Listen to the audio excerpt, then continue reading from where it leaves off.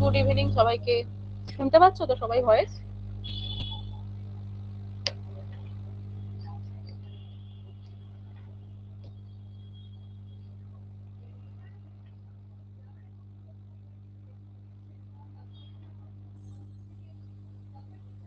ঠিক আছে।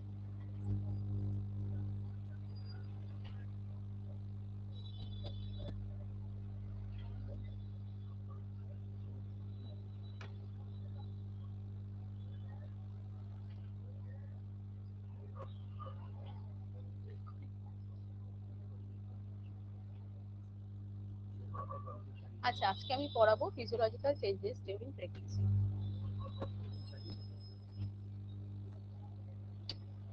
During pregnancy there is progressive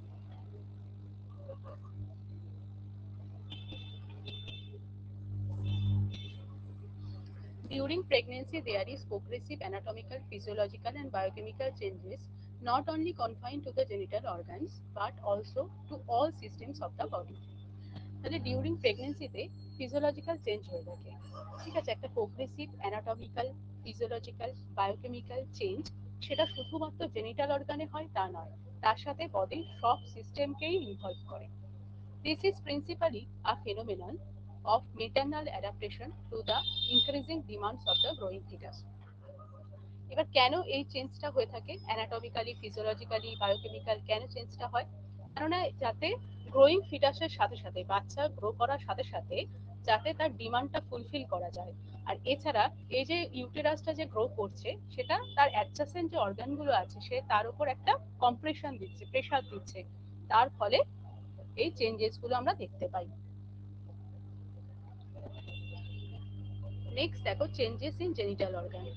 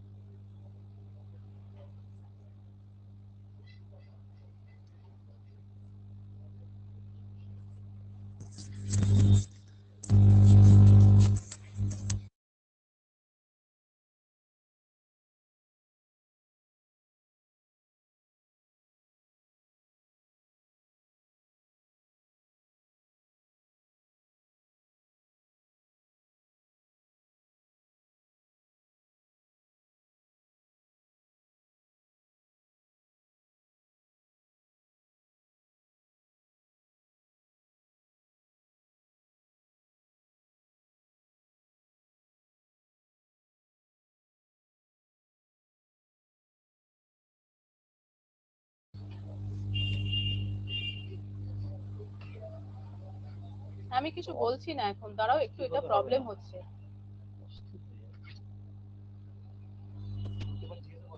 এবার শুনতে পাচ্ছ সবাই?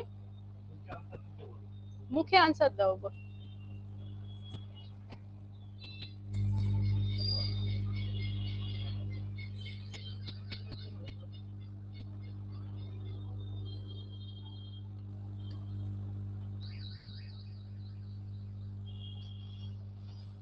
হ্যাঁ, শুনতে পাচ্ছ সবাই? একটু ভয়েসটা জোরে। হ্যাঁ, এবার পরিষ্কার আসছে? হ্যাঁ, আমারও একটু এখানে প্রবলেম হচ্ছে, যে ল্যাপটপে জয়েন করেছি, একটু প্রবলেম হচ্ছে এখানটা। ম্যাম আপনার ভয়েসটা একটু স্লো, মানে একটু কম আসছে, বাট ঠিকঠাক আসছে, ক্লিয়ার আসছে। ক্লিয়ার পাচ্ছ তো? ঠিক আছে, আমি আবার একটু বলছি। আচ্ছা, তাহলে আমি আজকে পড়াচ্ছি physiological changes during pregnancy. During pregnancy, there is progressive anatomical, physiological, and biochemical changes not only confined to the genital organs but also to all systems of the body. তাহলে এই প্রেগনেন্সিতে একটা progressive anatomical, physiological, biochemical changes হয়ে থাকে। সেটা শুধুমাত্র genital organs মানে vulva, vagina, uterus, ovary, Fallopian tube এগুলোর মধ্যেই কনফাইন থাকে না, প্রত্যেকটা সিস্টেমকেই ইনভলভ করে, যেমন respiratory system, genitourinary system, musculoskeletal system, ঠিক আছে, কার্ডিওভাস্কুলার সিস্টেম, সব সিস্টেমকে ইনভলভ করছে। তারপরে দেখো, this is principally a phenomenon of maternal adaptation to the increasing demand of the growing fetus. তো এটা কেন হচ্ছে? কেননা গ্রোয়িং ফিটাস ফিটাস যখন গ্রো করছে তার ডিমান্ডটা ফুলফিল করার জন্য হচ্ছে। এছাড়া আর অ্যাডজাসেন্ট যে অর্গানগুলো আছে তার উপর একটা প্রেশার দিচ্ছে, তার ফলে এই চেঞ্জেসগুলো দেখা যায়। এবার changes in the genital organ, genital অর্গানের মধ্যে কি কি চেঞ্জেস দেখা যায় এবার শুনতে পাচ্ছ? এবার শুনতে পাচ্ছ? হ্যাঁ ম্যাম, শুনতে পাচ্ছি। হ্যাঁ, এবার ভালভায় দেখো, vulva becomes oedematous and more vascular. তাহলে ইডিমেটাস মানে কি, ভালভাটা সোয়েলিং হচ্ছে, অ্যান্ড মোর ভাস্কুলার মানে এখানে ব্লাড সার্কুলেশন ইমপ্রুভ করছে, ইনক্রিজ করে, এবং এই ভাস্কুলারিটি ইনক্রিজ করার ফলে ব্লুইস যে ভেনগুলো আছে আন্ডার স্কিন ভিজিবল হয়। নেক্সট দেখো, superficial varicosities may appear specially in multipara. মাল্টিপ্যারাদের ক্ষেত্রে কি হয়, সুপারফিশিয়ালি একটা ভেরিকোসিটিস মানে যেটা বললাম যে ব্লুইস ভেনগুলো আন্ডার স্কিন ভিজিবল হচ্ছে। Labia minora are pigmented and hypertrophic. Labia মাইনোরাটাও পিগমেন্টেড হয়, এবং হাইপারট্রফি মানে হচ্ছে সেগুলো সাইজে ইনক্রিজ করছে। হাইপারট্রফি মানে সেল সাইজ ইনক্রিজ করে যখন, আর হাইপারপ্লাসিয়া মানে কি বলো? হাইপারপ্লাসিয়া মানে জানো কি? হাইপারপ্লাসিয়া মানে হচ্ছে যখন সেলটা নাম্বারে ইনক্রিজ করছে। ঠিক আছে, হাইপারপ্লাসিয়া মানে সেল যখন নাম্বারে ইনক্রিজ করছে, আর হাইপারট্রফি মানে সেল সাইজটা যখন ইনক্রিজ করছে। আচ্ছা, নেক্সট দেখো vagina. Vaginal wall becomes hypertrophied, oedematous and more vascular. Vaginal যে ওয়াল সেটাও হাইপারট্রফি হচ্ছে, সেটাও সেল সাইজটা ইনক্রিজ করছে, ইডিমেটাস সোয়েলিং হচ্ছে এবং মোর ভাস্কুলার হচ্ছে, মানে ব্লাড সাপ্লাইটাই ইনক্রিজ করছে, ব্লাড সার্কুলেশন ইনক্রিজ করছে। Increased blood supply of the venous plexus surrounding the walls give the bluish coloration of the mucosa. এই যে ব্লাড সাপ্লাই বাড়ছে তার ফলে একটা ব্লুইশ কালারেশন হচ্ছে, যেটাকে জ্যাকোমিয়া সাইন বলা হয়। ঠিক আছে, এবার সিক্রেশনে দেখো, the secretion becomes copious, thin and curdy white due to marked exfoliated cells and bacteria. এবার এর যে সিক্রেশনটা যেটা আসছে ভ্যাজাইনাল সিক্রেশন, সেটা এখান কিরকম হয়, কোপিয়াস হয়, থিন হয় এবং কার্ডি হোয়াইট হয়। কেন কার্ডি হোয়াইট হচ্ছে? কেননা এখানে এক্সফোলিয়েটেড সেলস মানে ডেড সেলস গুলো যেহেতু শেড করছে এবং ব্যাকটেরিয়া থাকার ফলে এটা কোপিয়াস, থিন এবং কার্ডি হোয়াইট হচ্ছে। আর দ্য পিএইচ বিকাম অ্যাসিডিক, পিএইচটা অ্যাসিডিক হয় ডিউরিং প্রেগনেন্সিতে, আরো হচ্ছে যে মিডিয়ামটা অ্যাসিডিক হয়ে যায় 3.5 to 6 due to more conversion of glycogen into lactic acid. কেননা হচ্ছে মোর কনভার্সন হচ্ছে গ্লাইকোজেন ল্যাকটিক অ্যাসিডে বাই দ্য ল্যাক্টোব্যাসিলাস অ্যাসিডোফিলাস। ঠিক আছে, এবার দেখো এই পিএইচটা কেন হচ্ছে অ্যাসিডিক হয়, কেননা ইস্ট্রোজেন প্রেগনেন্সিতে ইনক্রিজ করে, ইস্ট্রোজেন লেভেলটা ইনক্রিজ করছে। এবার ইস্ট্রোজেন লেভেলটা যদি ইনক্রিজ করে তাহলে সেটা হচ্ছে গ্লাইকোজেন স্টোরটাকে বাড়িয়ে দেয়, আর এই গ্লাইকোজেন স্টোর থাকলে আমরা জানি যে ভ্যাজাইনাতে এমনিতেই একটা নর্মাল ফ্লোরা থাকে, সেটাকে ল্যাক্টোব্যাসিলাস অ্যাসিডোফিলাস বলা হচ্ছে।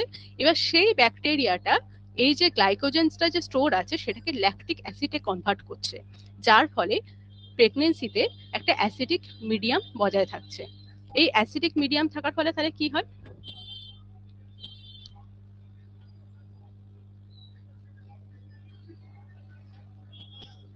দেখো, তাহলে এই অ্যাসিডিক মিডিয়াম, এই যে পিএইচটা থাকছে acidic pH, prevent multiplication of pathogenic organism. তার ফলে যদি বাইরে থেকে কোনো প্যাথোজেনিক অর্গানিজম বা হার্মফুল ব্যাকটেরিয়া প্রিভেন্ট করছে ভেতর মানে এন্ট্রি করতে। ঠিক আছে, এবার ইউটেরাসে আসো। ইউটেরাস বলছে the uterus which in non pregnant state weight about 60 গ্রাম and measures about 7.5 centimetre in length. তাহলে নন প্রেগনেন্ট স্টেটে ইউটেরাসের ওয়েট ছিল 60 গ্রাম এবং লেন্থ ছিল 7.5 centimetre. At term weight 900 to 1000 gram and measures 35 centimetre in length. আর at টার্মে গিয়ে সেই ইউটেরাসের ওয়েট কত হয়, 900 to 1000 গ্রাম, আর মেজার্স কত হয়, 35 সেন্টিমিটার। তাহলে 7.5 থেকে 35 সেন্টিমিটার হচ্ছে লেন্থে ইনক্রিজ করছে। The capacity is increased by 500 to 1000 times. এর যে ক্যাপাসিটিটা সেটাও ইনক্রিজ করছে, কতটা না 500 to 1000 টাইমস। এবার changes occur in all the parts of the uterus, body, isthmus, cervix. এই যে চেঞ্জেসটা হয়ে থাকে ইউটেরাসের প্রত্যেকটা পার্টেই দেখা যায়, বডি, ইসমাস, সার্ভিক্সে। এবার body of the uterus, increase in growth and enlargement of the body of the uterus is affected by following factors. এই যে গ্রোথ হচ্ছে এবং এনলার্জমেন্ট হচ্ছে বডি, সেটা কিছুগুলো ফ্যাক্টরস এর উপর ডিপেন্ড করছে। কি সেই ফ্যাক্টরস গুলো? চেঞ্জেস ইন দ্য মাসলস আর arrangement of the muscle fibres. এবার চেঞ্জেস ইন দ্য মাসলস এর মধ্যে কি চেঞ্জ হয়? মাসলস গুলো হাইপারট্রফি হয় এবং হাইপারপ্লাসিয়া হয়, সাইজেও ইনক্রিজ করছে, নাম্বারেও ইনক্রিজ করছে, আর মাসল গুলো স্ট্রেচ হচ্ছে। আর অ্যারেঞ্জমেন্ট অফ মাসল ফাইবার্স এর মধ্যে বলছে দেখো, 3 distinct layer of muscle fibres are evident. 3টে ডিস্টিংক্ট মাসল ফাইবার্স লেয়ার দেখা যায়। প্রথমটা হচ্ছে আউটার লঙ্গিচুডিনাল, যেটা কি it follows a hood like arrangement over the fundus. এটা হচ্ছে হুড লাইক অ্যারেঞ্জমেন্টে থাকছে ওভার দ্য ফান্ডাস।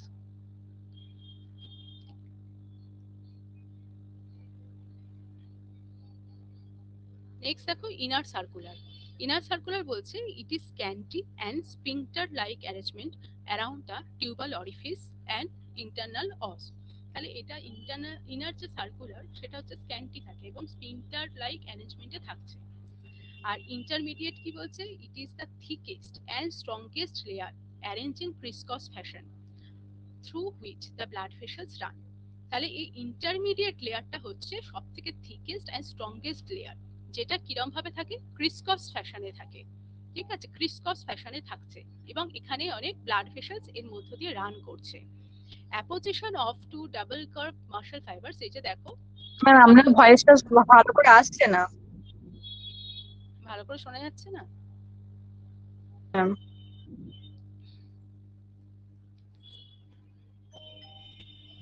আচ্ছা দাঁড়াও।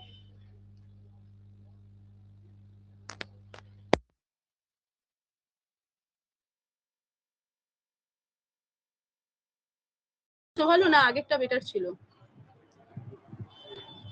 ঠিক আছে। আচ্ছা, ইন্টারমিডিয়েট মাসল ফাইবারস গুলো তাহলে হচ্ছে থিকেস্ট এবং স্ট্রংগেস্ট, যেটা এবং ক্রিসকস ফ্যাশনে থাকছে through which the blood vessels run, এর মধ্যে দিয়ে ব্লাড ভেসেলস রান করছে। Apposition of two double curve muscle fibres give the figure of 8 form. এবার এই যে ডবল কার্ভ যে মাসল ফাইবারস গুলো, এগুলো অ্যাপোজিশন হচ্ছে হয়ে কিরকম দেখতে লাগছে? ফিগার অফ 8 এর মতো। Thus, when the muscles contract, তাই যখন মাসলস কন্ট্রাক্ট করছে, দেখো যখন মাসলস কন্ট্রাক্ট করে, they occlude the blood vessels running through the fibres. বলছে যখন ইউটেরাইন কন্ট্রাকশন হচ্ছে, মাসলস যখন কন্ট্রাক্ট করছে, তখন এগুলো কি হয়? ব্লাড ভেসেলস গুলো যেগুলো ওই মধ্য দিয়ে গেছে সেগুলোকে অক্লুড করে দেয়, তার ফলে এটা ব্লিডিংটাকে স্টপ করতে হেল্প করছে। তাই জন্য এটাকে কি বলা হয়? লিভিং লিগেচার বলা হয়। ঠিক আছে, লিভিং লিগেচার বলে। ইন্টারমিডিয়েট মাসল ফাইবার্সকে লিভিং লিগেচারও বলছে। আচ্ছা, এবার দেখো শেপ। শেপ বলছে যে, আচ্ছা শেপে বলছে non pregnant pyriform shape is maintain in early months. বলছে প্রথম দিকে তাহলে নন প্রেগনেন্ট যে পারিফর্ম শেপটা সেটাই মেনটেন হয়। becomes globular at 12 weeks. 12 weeks এ গিয়ে globular হচ্ছে। As the uterus enlarge, the shape once more becomes piriform or ovoid by 28 weeks. বলছে আবার যখন ইউটেরাসটা 12 উইকস এর পর ইউটেরাসটা কি হয়? স্ট্রেটেন্স হচ্ছে, উপরের দিকে উঠছে, তখন এই পাইরিফর্ম শেপটা তখন হচ্ছে আবার একবার পাইরিফর্ম বা ওভার শেপ হচ্ছে। গ্লোবিউলার থেকে আবার একবার পাইরিফর্ম আর ওভার শেপ হচ্ছে 28 উইকে। Changes to spherical beyond 36 weeks. আর স্পেরিক্যাল শেপ হচ্ছে কখন? 36 উইকের পর। তাহলে প্রথমে হচ্ছে নন প্রেগনেন্ট স্টেটে এটা পারিফর্ম শেপের ছিল, সেইটা আর্লি মান্থসে এটা মেনটেন হচ্ছে। 12 উইকে গিয়ে এটা গ্লোবিউলার হচ্ছে, তারপর ইউটেরাসটা হচ্ছে এনলার্জ হচ্ছে হয়ে গিয়ে আবার একবার পাইরিফর্ম বা ওভার শেপের হচ্ছে 28 উইকে, তারপর এটা স্পেরিক্যাল শেপে যাচ্ছে 36 উইকে।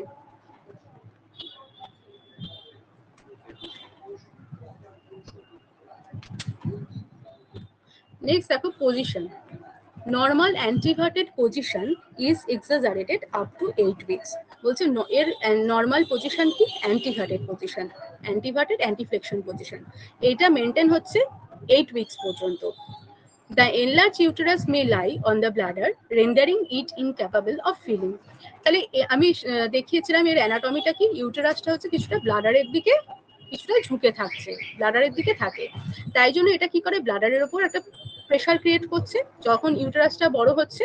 এবার তার ফলে কি হয়? ব্লাডারের যে ক্যাপাসিটিটা, সেই ফাংশনাল ক্যাপাসিটিটা ডিক্রিজ করছে, যার ফলে ব্লাডার হচ্ছে ইনক্যাপাবল অফ ফিলিং, বা খুব তাড়াতাড়ি হচ্ছে যে এটা ফ্রিকোয়েন্সি অফ মিক্সুরেশন দেখা যাচ্ছে, এটা যতটা আগে ইউরিন স্টোর করতে পারতো ততটা স্টোর করতে পারে না। ঠিক আছে, তাই জন্য ফ্রিকোয়েন্সি অফ মিক্সুরেশন দেখা যায়। যেহেতু ফাংশনাল ক্যাপাসিটিটা হ্যাম্পার হচ্ছে। আফটারওয়ার্ডস ইট বিকামস ইরেক্ট, তারপর কি হয় 8 উইকস এর পর থেকে এটা আবার ইরেক্ট হতে শুরু করে, মানে ওপর দিকে উঠতে থাকে। এবার দেখো কন্ট্রাকশন কি বলছে, ব্র্যাক্সটন হিক্স কন্ট্রাকশনস। এই সময় যে কন্ট্রাকশনটা হয়ে থাকে এটা পেনলেস, সেটাকে ব্র্যাক্সটন হিক্স কন্ট্রাকশন বলে। From the very early weeks of pregnancy the uterus undergoes spontaneous contractions. বলছে খুব আর্লি উইকস থেকেই ইউটেরাসের একটা স্পন্টেনিয়াস কন্ট্রাকশন হয়।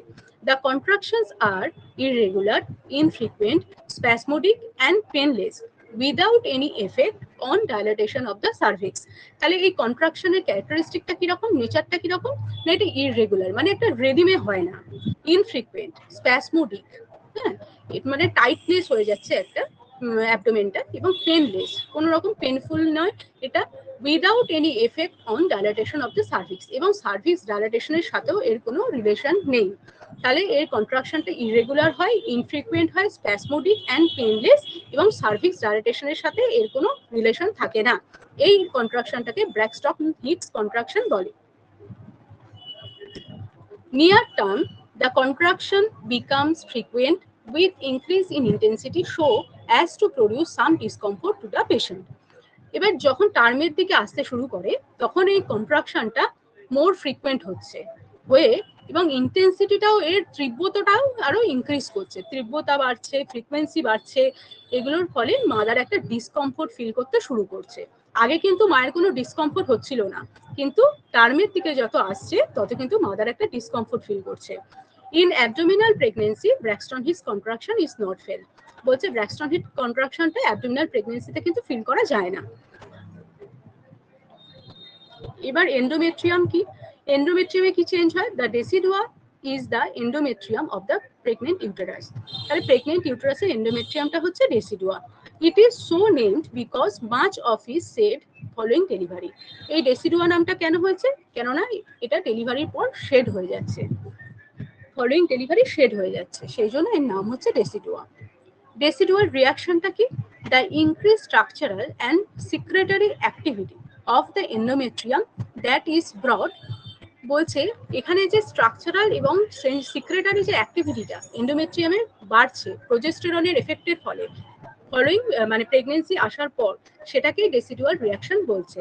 যখন ইমপ্লান্টেশন হলো তারপর প্রোজেস্টেরনের এফেক্টের ফলে এই স্ট্রাকচারাল এবং সিক্রেটারি অ্যাক্টিভিটিটা ইনক্রিজ করছে, ঠিক আছে, যেটাকে ডেসিডুয়াল রিয়াকশন বলা হয়।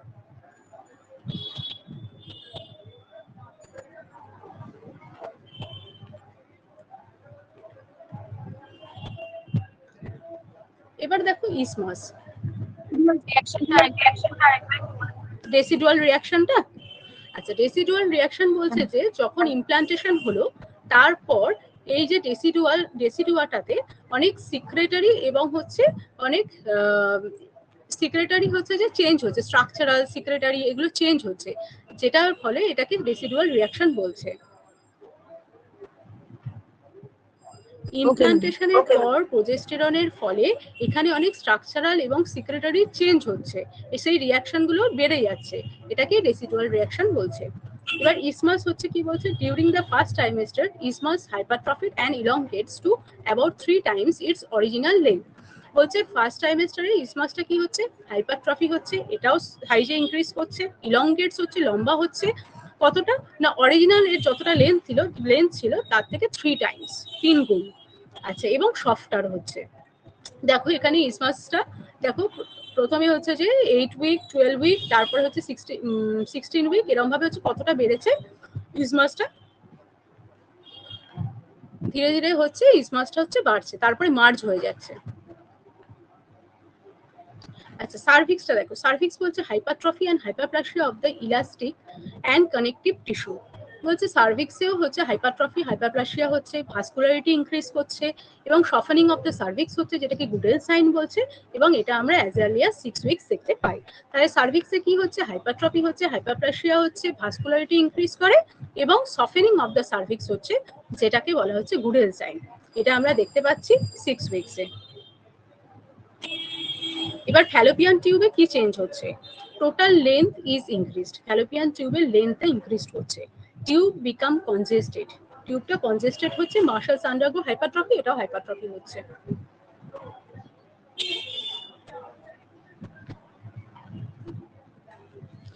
এবার ওভারিতে কি হচ্ছে দেখো, growth and function of the corpus luteum reaches its maximum at 8 week।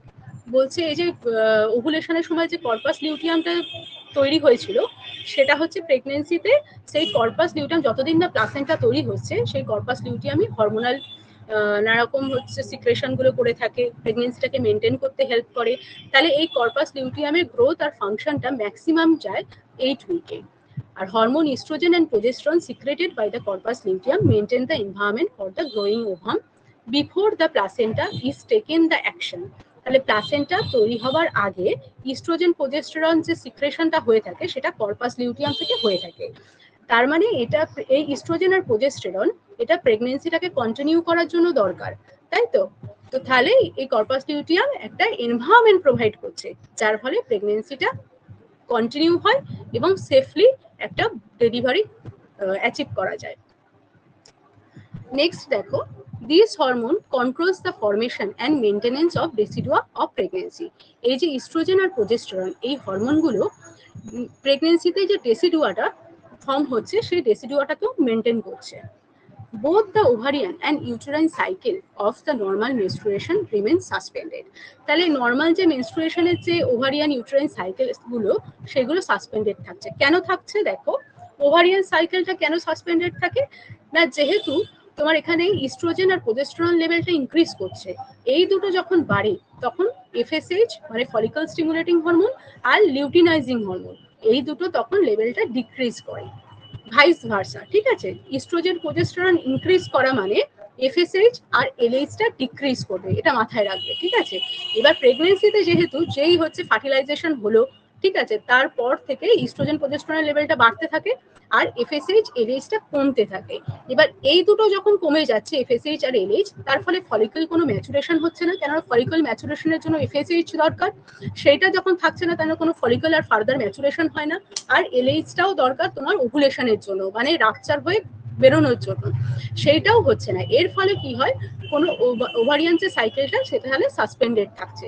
R uterine cycle মানে মেনস্ট্রুয়েশনও এই সময় হচ্ছে হয় না, যেহেতু কোনো ওভুলেশন হয় না তাই জন্য হচ্ছে কোনো এন্ডোমেট্রিয়াম এখানে সেডিংও হয় না, মেনস্ট্রুয়েশনটাও সাসপেন্ডেড থাকছে এই ইস্ট্রোজেন আর প্রোজেস্টেরনে হাই লেভেল থাকার জন্য। এবার দেখো বলছে ব্রেস্ট চেঞ্জেস কি হয়। ব্রেস্ট চেঞ্জেস এর মধ্যে বলছে the changes in the breast are best evident in a primary gravida. বলছে এই যে ব্রেস্টের যে চেঞ্জেসটা হয়ে থাকছে সেটা প্রাইমারি গ্র্যাভিডাদের মধ্যে আমরা ভালোভাবে বুঝতে পারি। চেঞ্জ সাইজ অফ ব্রেস্ট, এবার ব্রেস্টটা কি কি হচ্ছে সাইজে চেঞ্জ হচ্ছে, increase size of the breast, ব্রেস্টের সাইজে বাড়ছে, marked hypertrophy and proliferation of the ducts and alveoli, এবং পলিফারেশন হচ্ছে হাইপারট্রফি হচ্ছে ডাক্ট অ্যালভিওলাইতে, কার জন্য না ইস্ট্রোজেন আর প্রোজেস্টেরনের জন্য। মায়োএপিথেলিয়াল সেলগুলো প্রমিনেন্ট হচ্ছে, ভাস্কুলারিটি ইনক্রিজ করছে, ব্রেস্টের মধ্যে এই চেঞ্জগুলো হয়ে থাকে। আর bluish vein under the skin appearance হয়ে থাকে। অ্যাক্সিলারি টেল এটাও এনলার্জ হয়, পেনফুল হয়। তাহলে ব্রেস্টের মধ্যে কি চেঞ্জ হলো, সাইজে ইনক্রিজ করছে, হাইপারট্রফি সেল সাইজে বাড়ছে, পলিফারেশন হচ্ছে কোথায় না ডাক্ট এবং অ্যালভিওলাইতে। কোন হরমোনের ফলে হয়ে থাকে, ইস্ট্রোজেন আর প্রোজেস্টেরনের ফলে। মায়োএপিথেলিয়াল যে সেলগুলো আছে সেগুলো প্রমিনেন্ট হচ্ছে, আর ভাস্কুলারিটি ইনক্রিজ করে মানে ব্লাড সার্কুলেশনটা ইনক্রিজ করছে, তাই জন্য ব্লুইশ ভেনগুলো আন্ডার দ্য স্কিন আমরা দেখতে পাচ্ছি। আর অ্যাক্সিলারি টেল এনলার্জ হচ্ছে, পেইনফুল হয়। এবার দেখো নেক্সট কি বলছে,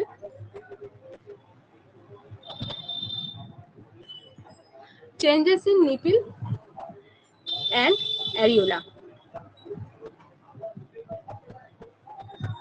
Changes in nipple and areola বলছে the nipples becomes larger, erectile and deeply pigmented। নিপলসটা হচ্ছে লার্জার হয়, ইরেকটাইল হয় এবং ডিপলি পিগমেন্টেড থাকছে। Sebaceous glands 5 to 15 becomes hypertrophied and is called Montgomery tubercles surrounding the nipples। তাহলে sebaceous যে glands গুলো সেগুলো আরো হাইপারট্রফিড হচ্ছে, এগুলোকে মন্টগোমারি টিউবারকলস বলছে, যেটা কোথায় থাকছে, surrounding the nipple. Hello ma'am. হ্যাঁ বলো। একটু স্লো বলুন ম্যাম, অনেক স্পিডে হচ্ছে, বুঝতে অনেক সমস্যা হচ্ছে। ঠিক আছে, কোন জায়গাটা এখনো পর্যন্ত বুঝতে পারোনি বলো, আরেকবার বলে দিচ্ছি। কোন জায়গাটা এখনো বুঝতে পারোনি বলো, আরেকবার বলে দিচ্ছি তাহলে।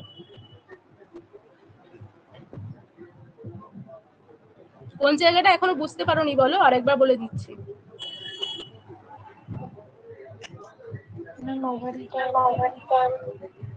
আচ্ছা শোনো, the nipples become larger, erectile and deeply pigmented. তাহলে নিপলসটাও লার্জ হয়, তাই তো? প্রেগন্যান্সিতে নিপলসটা লার্জার হচ্ছে, ইরেকটাইল হচ্ছে, ইরেক্ট হচ্ছে এবং ডিপলি পিগমেন্টেড থাকে, আরো ডার্ক ব্ল্যাক হয়ে থাকে।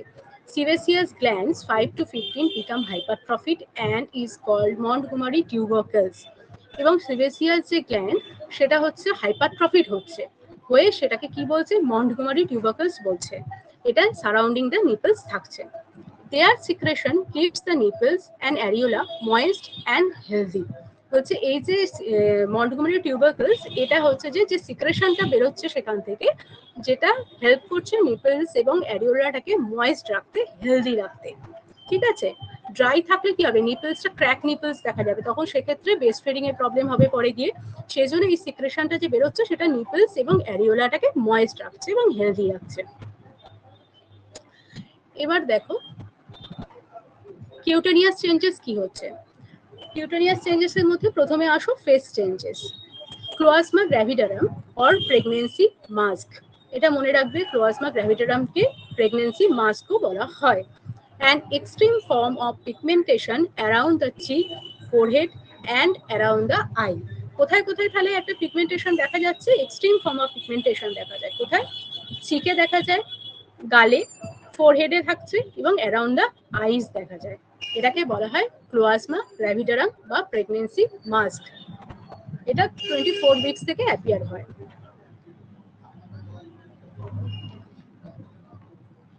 এই যে এটা হচ্ছে ক্লোয়াজমা গ্র্যাভিডারাম, যেটা গালে দেখো যে ছোপ ছোপ দাগের মতো দেখা যাচ্ছে, এটাকে বলছে। এবার অ্যাবডোমেনের কি চেঞ্জ হয়? তাহলে কিউটেনিয়াস চেঞ্জের মধ্যে দুটো জিনিস দেখলাম, একটা ফেসের চেঞ্জেস আর একটা অ্যাবডোমেন চেঞ্জেস। অ্যাবডোমেনের মধ্যে বলছে লিনিয়ার নাইগ্রা আর স্টায়া গ্র্যাভিডারাম, এই দুটো জিনিস দেখা যায়। লিনিয়া নাইগ্রাটা কি? কেউ একজন বলো তো, এগুলো সব আগে পড়িয়েছি, কেউ একজন বলো।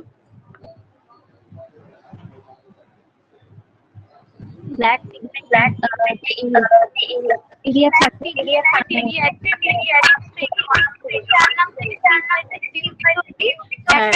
একটা ব্রাউন পিগমেন্টেড একটা লাইনের মতো, হ্যাঁ এটা লাইনের মতো থাকবে, এটাকেই বলা হচ্ছে লিনিয়া নাইগ্রা। আর লিনিয়া অ্যালবাটা কি বলো?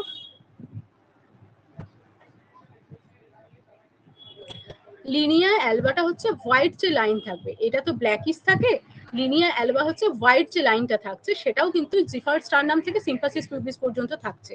এটা কিন্তু প্রেগন্যান্সির সাথে কোনো রিলেশন নেই, এটা নন প্রেগনেন্ট স্টেটেও এটা থাকতে পারে, এটা নর্মাল লিনিয়ান অ্যালবাটা। ঠিক আছে? আচ্ছা এবার দেখো স্ট্রায়া গ্র্যাভিডারাম। স্ট্রায়া গ্র্যাভিডারাম কি বলছে? দে আর predominantly found in the abdominal wall, below the umbilicus, sometimes over the thigh and breast.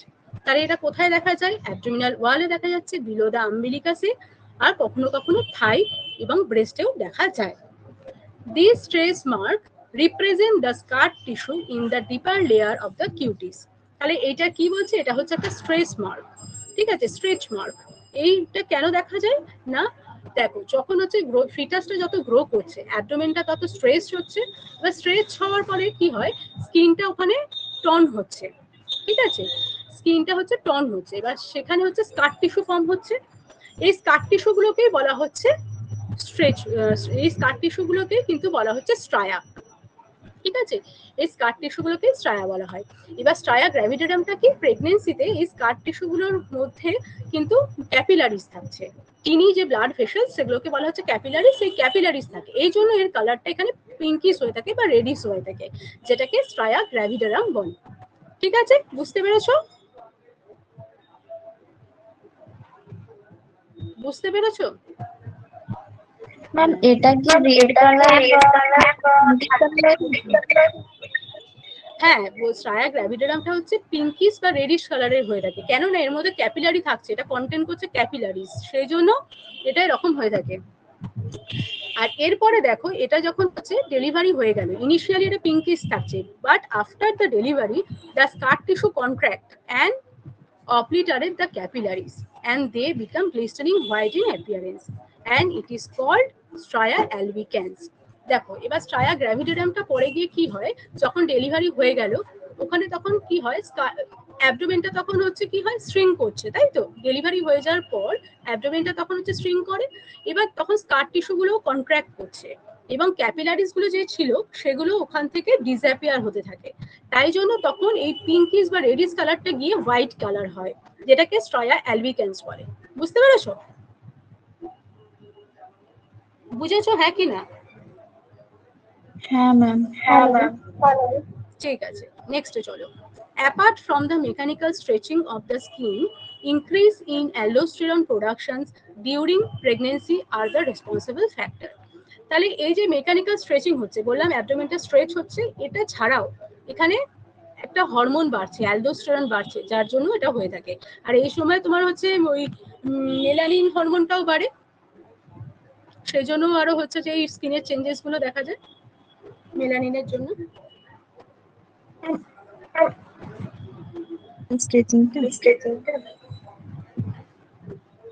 কি বলবে কিছু?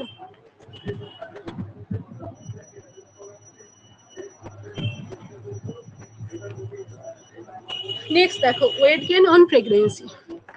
প্রেগন্যান্সিতে ওয়েট গেইন কতটা হচ্ছে? In normal pregnancy, variable amount of weight gain is observed.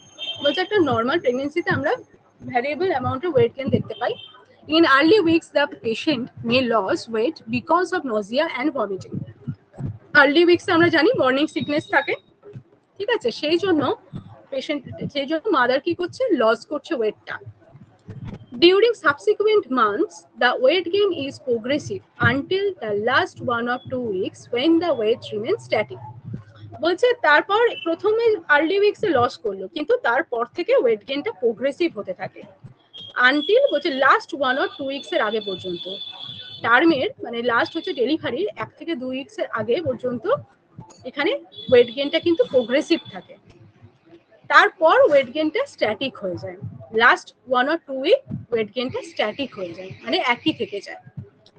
Next দেখো, the total weight gain during the course of a singleton pregnancy for a healthy woman averages 11 to 12 kg or 24 pound. বলছে তাহলে একটা সিঙ্গলটন প্রেগন্যান্সিতে একটা healthy woman হ্যাঁ কতটা তাহলে হচ্ছে একটা ওয়েট গেইন করতে পারে? 11 থেকে 12 কেজি, এটা হচ্ছে নর্মাল, বা 24 পাউন্ড। আচ্ছা, this has been distributed to 1 kg in first trimester and 5 kg each in second and third trimester.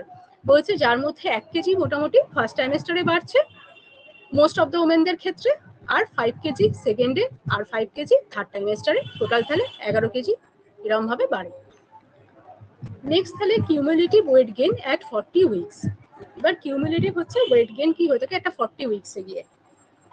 Foetus যদি 3.3 কেজি হয় তাহলে প্লাসেন্টার ওয়েটটা হচ্ছে 0.6 কেজি, লাইকার কত থাকছে 0.8 কেজি, ইউটেরাসের ওয়েট কত হচ্ছে 0.9 কেজি, আর maternal store fat and protein বলছে 3.5 কেজি, আর ব্রেস্ট হচ্ছে 0.4 পাউন্ড।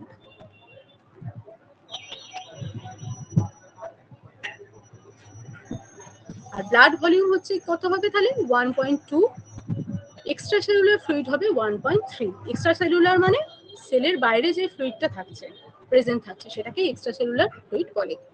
আচ্ছা, তাহলে টোটাল ওয়েট গেইন কত 12 কেজি, ঠিক আছে? এটা কিউমুলেটিভ ওয়েট গেইন, মানে ফিটাসের ওয়েট যদি 3.3 কেজি হয় তাহলে এরকম ভাবে ফিটাস মানে ওয়েটটাকে বিভিন্ন ক্ষেত্রে কত কি বাড়বে সেটা একটা হিসাব দেওয়া হয়েছে। এবার ইম্পর্টেন্স অফ ওয়েট চেকিং, কেন ওয়েট চেক করবো? প্রেগনেন্সিতে ওয়েট চেকিং তো ভেরি ইম্পর্টেন্ট না, তো কেন করবো? Periodic and regular weight checking is of importance to detect abnormality. মা যখনই একটা হেলথ সেন্টারে আসছে, যখনই আসে তখনই তার ওয়েটটা সবসময় চেক করা হয়, পিরিয়ডিক্যালি এবং রেগুলার ইন্টারভ্যালে করা হয়, ঠিক আছে, যাতে অ্যাবনর্মালিটিটা আমরা তাড়াতাড়ি ডিটেক্ট করতে পারি।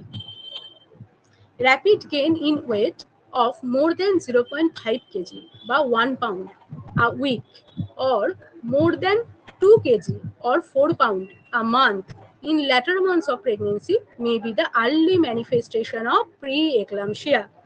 বলছে যদি র্যাপিড ওয়েট গেইন হয়ে থাকে একটা উইকে, যদি মোর দেন 0.5 কেজি বা 1 পাউন্ডের বেশি হয়, ঠিক আছে, 0.5 কেজি বা 1 পাউন্ডের বেশি একটা উইকে যদি হয়, বা একটা মান্থে যদি 2 কেজি বা 4 পাউন্ডের বেশি হয় ল্যাটার মান্থস অফ প্রেগনেন্সিতে, তাহলে সেটাকে আমরা কি বলবো? এটা হলো early manifestation of pre eclampsia. হ্যাঁ, ব্লাডের ওটা 1.2 লিটার, আর এক্সট্রা সেলুলার ফ্লুইডটাও ওটা লিটারে। আচ্ছা, তাহলে প্রি এক্লাম্পসিয়া কাকে বলছে বলো? প্রি এক্লাম্পসিয়া কি, কাকে বলে? কেউ একজন বলো।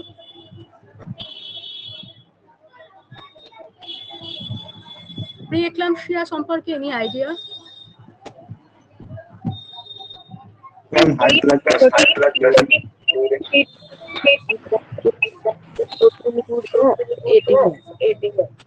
হ্যাঁ, কি বলছো?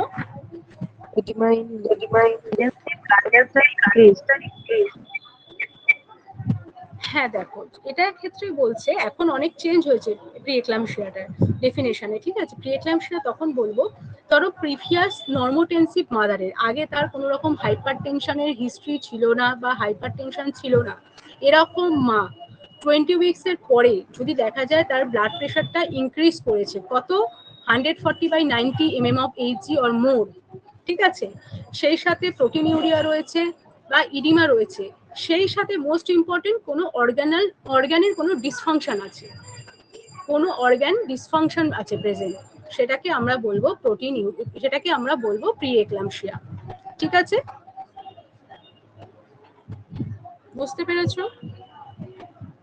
তাহলে প্রিভিয়াস যাদের হাইপারটেনশন ছিল না এরকম মাদারের 20 উইকসের পর যদি দেখা যায় ব্লাড প্রেশারটা রাইজ করেছে, প্রোটিনিউরিয়া আছে বা ইডিমা আছে, সেই সাথে কোনো অর্গান ডিসফাংশন আছে, সেই সাথে তাকে বলবো প্রি এক্লাম্পসিয়া, ঠিক আছে। সেক্ষেত্রে আমাদের কিন্তু কেয়ারফুল সুপারভিশন করতে হবে। এবার দেখো, আর ম্যাম যদি কোনো পেশেন্টের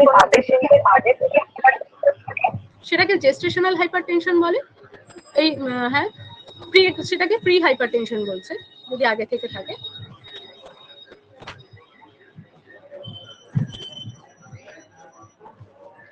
আচ্ছা, এখানে দেখো বলছে ওবেস স্টেশনারি বা falling weight may suggest intrauterine growth retardation or intrauterine death of fetus. যদি ওয়েটটা দেখা যায় স্টেশনারি রয়েছে বা ফলিং করছে, ওয়েটটা কমছে, তাহলে সেটা কি হবে? সাজেস্ট করবে ইন্টারইউটেরাইন গ্রোথ রিটার্ডেশন, ঠিক আছে, বা আইইউডি হয়েছে, ঠিক আছে। আচ্ছা, নর্মাল বিএমআই কত বলো তো?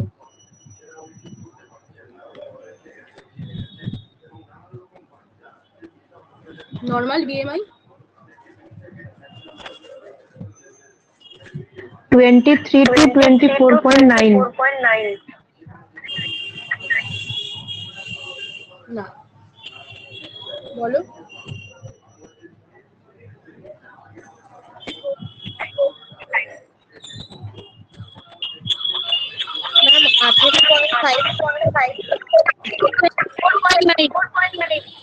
হ্যাঁ, 18.5 to 24.9 দেখো নর্মাল বিএমআই 20 থেকে 26, ঠিক আছে, নর্মাল বিএমআই হচ্ছে 20 থেকে 26। যাদের এই বিএমআইটা থাকবে তাদের ক্ষেত্রে অ্যালাউ করা হবে 11 থেকে 16 কেজি পর্যন্ত ওয়েটটা গেইন করার। আর যদি ওবেস ওমেন হয়ে থাকে, ওবেস ওমেন কখন? যখন বিএমআই মোর দেন 30, এগুলো ইম্পর্টেন্ট, মোর দেন 30 সেটা হচ্ছে ওবেস, সেক্ষেত্রে তাকে কিন্তু 7 কেজির বেশি, 7 কেজির বেশি কিন্তু তাকে গেইন করতে অ্যালাউ করা হবে না। whereas an underweight woman যাদের বিএমআইটা হচ্ছে বিলো 19, তাদের ক্ষেত্রে অ্যালাউ করা হবে ওয়েট গেইন করতে আপ টু 18 কেজি পর্যন্ত। তাহলে আমরা এখানে কি করলাম, যে আমাদের ওয়েট চেকিংটা পিরিয়ডিক্যালি করতে হবে, এটা খুব ইম্পর্টেন্ট।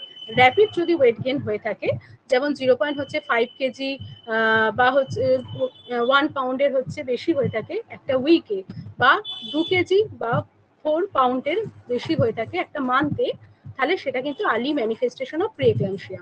প্রি এক্লাম্পসিয়া কি বললাম, যে এটা 20 উইকসের পর ডেভেলপ করছে, যখন হাইপারটেনশন দেখা যাচ্ছে, ইডিমা দেখা যাচ্ছে, প্রোটিনিউরিয়া থাকছে বা কোনো অর্গান ডিসফাংশন থাকছে, সেটাই হচ্ছে প্রি এক্লাম্পসিয়া। আর যদি 20 উইকসের যদি আগে হাইপারটেনশন থাকে, সেটাকে আমরা কি বলবো? সেটাকে আমরা ক্রনিক হাইপারটেনশন বলবো। আচ্ছা, তারপর নেক্সটে চলে যাবো স্টেশনারি বা ফলিং যে ওয়েটটা, সেটা যদি হয়ে থাকে তার মানে সেটা হচ্ছে আইইউএফডি বা ইন্টেরিউটেরাইন গ্রোথ রিটার্ডেশন, আইইউজিআর এর জন্য হয়ে থাকে। তাহলে সেটা আছে কিনা আমাকে তাহলে সেটা দেখতে হবে। আচ্ছা, এবার বলছে যে যদি নর্মাল বিএমআই মাদার হয় 20 থেকে 26, তার ক্ষেত্রে কিন্তু ওয়েটটা গেইন করতে অ্যালাউ করা হবে 11 থেকে 16 কেজি। আর যদি ওবেস ওম্যান হয় বিএমআই মোর দ্যান 30, তাহলে সেক্ষেত্রে কিন্তু 7 কেজির বেশি অ্যালাউ করা হবে না। আর যদি আন্ডার ওয়েট মানে বিএমআই লেস দেন 19, তাহলে সেক্ষেত্রে 18 কেজি পর্যন্ত অ্যালাউ করা হয় ওয়েট গেইন করতে। নেক্সট দেখো বডি ওয়াটার মেটাবলিজম। বলছে during pregnancy the amount of water retained at term is about 6.5 litre. Pregnancy is a state of hypervolaemia. বলছে এটা মনে রাখবি, প্রেগনেন্সিটাকে তাহলে হাইপার ভলেমিক একটা স্টেট। কেন এই সময় বডিতে ওয়াটার রিটেনশন হয়? কেন ওয়াটার রিটেনশন হচ্ছে? Any idea?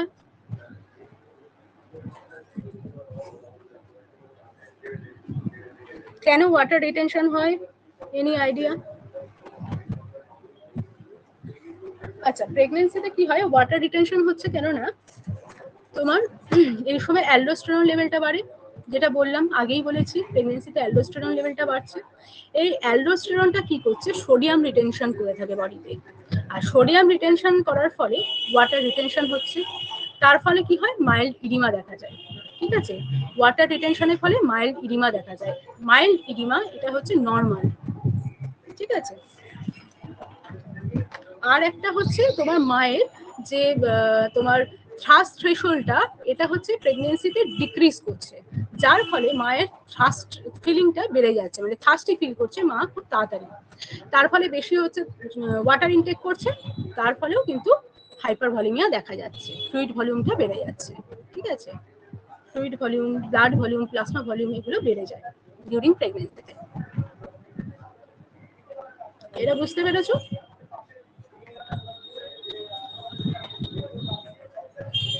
বুঝতে পেরেছো?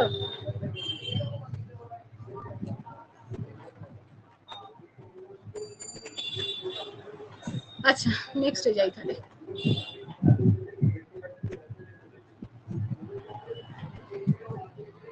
Haematological changes. হেমাটোলজিক্যাল চেঞ্জেস বলছে দেখো, তাহলে এবার ব্লাড, প্লাজমা, আরবিসি এগুলোর কি চেঞ্জ হয় সেটা বলছে। ব্লাড ভলিউমের মধ্যে বলছে due to increase vascularity of the enlarging uterus, blood volume is markedly raised during pregnancy. যেহেতু এই সময় ভাস্কুলারিটি, ব্লাড সার্কুলেশন ইনক্রিজ করছে গ্রোয়িং ফিটাসের সাথে সাথে, ঠিক আছে, সেই জন্য ব্লাড ভলিউমটাকেও ইনক্রিজ করতে হয়। কেন না, ব্লাডই একমাত্র হচ্ছে যে যার মাধ্যমে ওয়াটার যাচ্ছে, নিউট্রিয়েন্টস যাচ্ছে, অক্সিজেন যাচ্ছে ফিটাসের কাছে ফ্রম মাদার। ঠিক আছে, তাই জন্য ব্লাড ভলিউমটা ইনক্রিজ খুবই দরকার, যাতে ফিটাসের ডিমান্ডটাকে মিট করা যায়। এবার বলছে the blood volume starts to increase from about 6 week. তাহলে কবে থেকে শুরু করে ইনক্রিজ করতে? 6 উইক থেকে। Expands rapidly thereafter to maximum 40 to 50% above the non pregnant level at 30 to 34 weeks. আচ্ছা, তাহলে এবার বলছে ব্লাড ভলিউমটা 6 উইকস থেকে বাড়তে শুরু করছে, তারপরে এটা ম্যাক্সিমামে কখন যায়? 30 থেকে 34 উইকসে যাচ্ছে। কতটা ইনক্রিজ করছে নন প্রেগনেন্ট লেভেল থেকে? 40 থেকে 50%। ঠিক আছে, তারপর এর লেভেলটা কিন্তু স্ট্যাটিক থাকে। এই যে 40 থেকে 50% বেড়ে গেল 30 থেকে 34 উইকসে, তারপর এটা কিন্তু স্ট্যাটিক থাকে, একই থাকে তারপর ভলিউমটা। তাহলে ব্লাড ভলিউম বুঝতে পেরেছো? ব্লাড ভলিউমের মধ্যে বলছে যেহেতু ফিটাসের ডিমান্ডটা মিট করতে হবে, সেই জন্য হচ্ছে মায়ের ব্লাড ভলিউম, প্লাজমা ভলিউম এগুলো বাড়ছে। ব্লাড ভলিউম বাড়তে শুরু করছে 6 উইকস থেকে, এবং এটা ম্যাক্সিমাম হচ্ছে 30 থেকে 34 উইকসে, যেটা নন প্রেগনেন্ট স্টেটের থেকে 40 থেকে 50% বাড়ছে, তারপর এটা স্ট্যাটিক থাকে। দেন দেখো প্লাজমা ভলিউম, এটাও তোমার স্টার্টস করছে ইনক্রিজ করতে 6 উইকস থেকে, and rate of increase almost parallels to the blood volume, এবং ব্লাড ভলিউমের মতোই সেম এটা ইনক্রিজ করছে একই রেটে, rich two the extent of 50%, এটাও 50% ইনক্রিজ করছে নন প্রেগনেন্ট স্টেটের থেকে। দেন আরবিসি অ্যান্ড হিমোগ্লোবিন, এটাতে কি চেঞ্জ হচ্ছে? The RBC mass is increase to the extent of 20 থেকে 30%, তাহলে আরবিসিটা কতটা বাড়ছে? আরবিসি মাসগুলো 20 থেকে 30% ইনক্রিজ করছে, কিন্তু প্লাজমা ভলিউম কত বলেছি বাড়ছে? 50%। প্লাজমা ভলিউম 50% বাড়ে, কিন্তু আরবিসি হচ্ছে 20 থেকে 30%। এর ফলে কি হয়? দুটোর মধ্যে একটা ডিসপ্রপোর্শন হচ্ছে, একই লেভেলে বাড়ছে না দুটো। আচ্ছা, total increase volume is about 350 ml. আচ্ছা, this increase is regulated by the increase demand of oxygen transport during pregnancy. এই আরবিসি ভলিউমটা কেন বাড়ছে? আরবিসি মাসগুলো বাড়ছে কেননা ডিউরিং প্রেগনেন্সি এর মাধ্যমে, এটা তো অক্সিজেন, আরবিসি হচ্ছে অক্সিজেন ক্যারি করে নিয়ে যায়, সেইটা ডিমান্ডটা মিট করার জন্য। Disproportionate increase in plasma and RBC volume produces state of hemodilution, যেটা কি fall in hematocrit during pregnancy. তাহলে এই যে প্লাজমা আর আরবিসির মধ্যে ডিসপ্রপোর্শনেট ইনক্রিজ হচ্ছে, একটা 50% বাড়ছে আর একটা 20 থেকে 30% বাড়ছে, তার ফলে একটা হিমোডাইলিউশন হচ্ছে, যেখানে হিমাটোক্রিট লেভেলটা ফল করছে এবং ওয়াটার কনসিস্টেন্সিটা বাড়ছে, ওয়াটারি হয়ে যাচ্ছে, ওয়াটার কনসিস্টেন্সিটা বাড়ছে আর হিমাটোক্রিট লেভেলটা এখানে ফল করছে, সব সেলস গুলো ফল করে। এবার তার ফলে কি হয়? আচ্ছা, এই যে তোমার এই হিমোডাইলিউশনটা হলো, এটার ফলে কি সুবিধা হয় বলো তো? ব্লাড লসটা কম হচ্ছে ফলোইং ডেলিভারি। হ্যাঁ, যেহেতু ওয়াটার লেভেলটা বেশি থাকে তাই জন্য হচ্ছে ব্লাড লসটা কম হচ্ছে। আর এই যে একটা ডিসপ্রপোর্শনেট ইনক্রিজ হচ্ছে, তার ফলে কিন্তু মায়ের হিমোগ্লোবিন লেভেলটা এই সময় কিন্তু কম হয়, তাই জন্য আমাদের কিন্তু বাইরে থেকে আয়রন ট্যাবলেট দিতে হয়, সাপ্লিমেন্টেশন দিতে হয়, ঠিক আছে? আর কত নিচে হলে আমরা তাকে অ্যানিমিক বলবো ডিউরিং প্রেগন্যান্সি? less than 7. হ্যাঁ, না না না, কখন অ্যানিমিক বলবো? কত কম হলে? প্রেগন্যান্সিতে 11 গ্রাম পার ডিএল এর কম হলেই আমরা তাকে 11 এর কম হলে তখন তাকে আমরা অ্যানিমিক বলবো, অ্যানিমিয়া বলবো। এবার এর হচ্ছে ভাগ আছে, তার মধ্যে বলছে মাইল্ড, মডারেট, সিভিয়ার আছে। মাইল্ড কখন বলবো বলো? মাইল্ডের রেঞ্জটা বলো।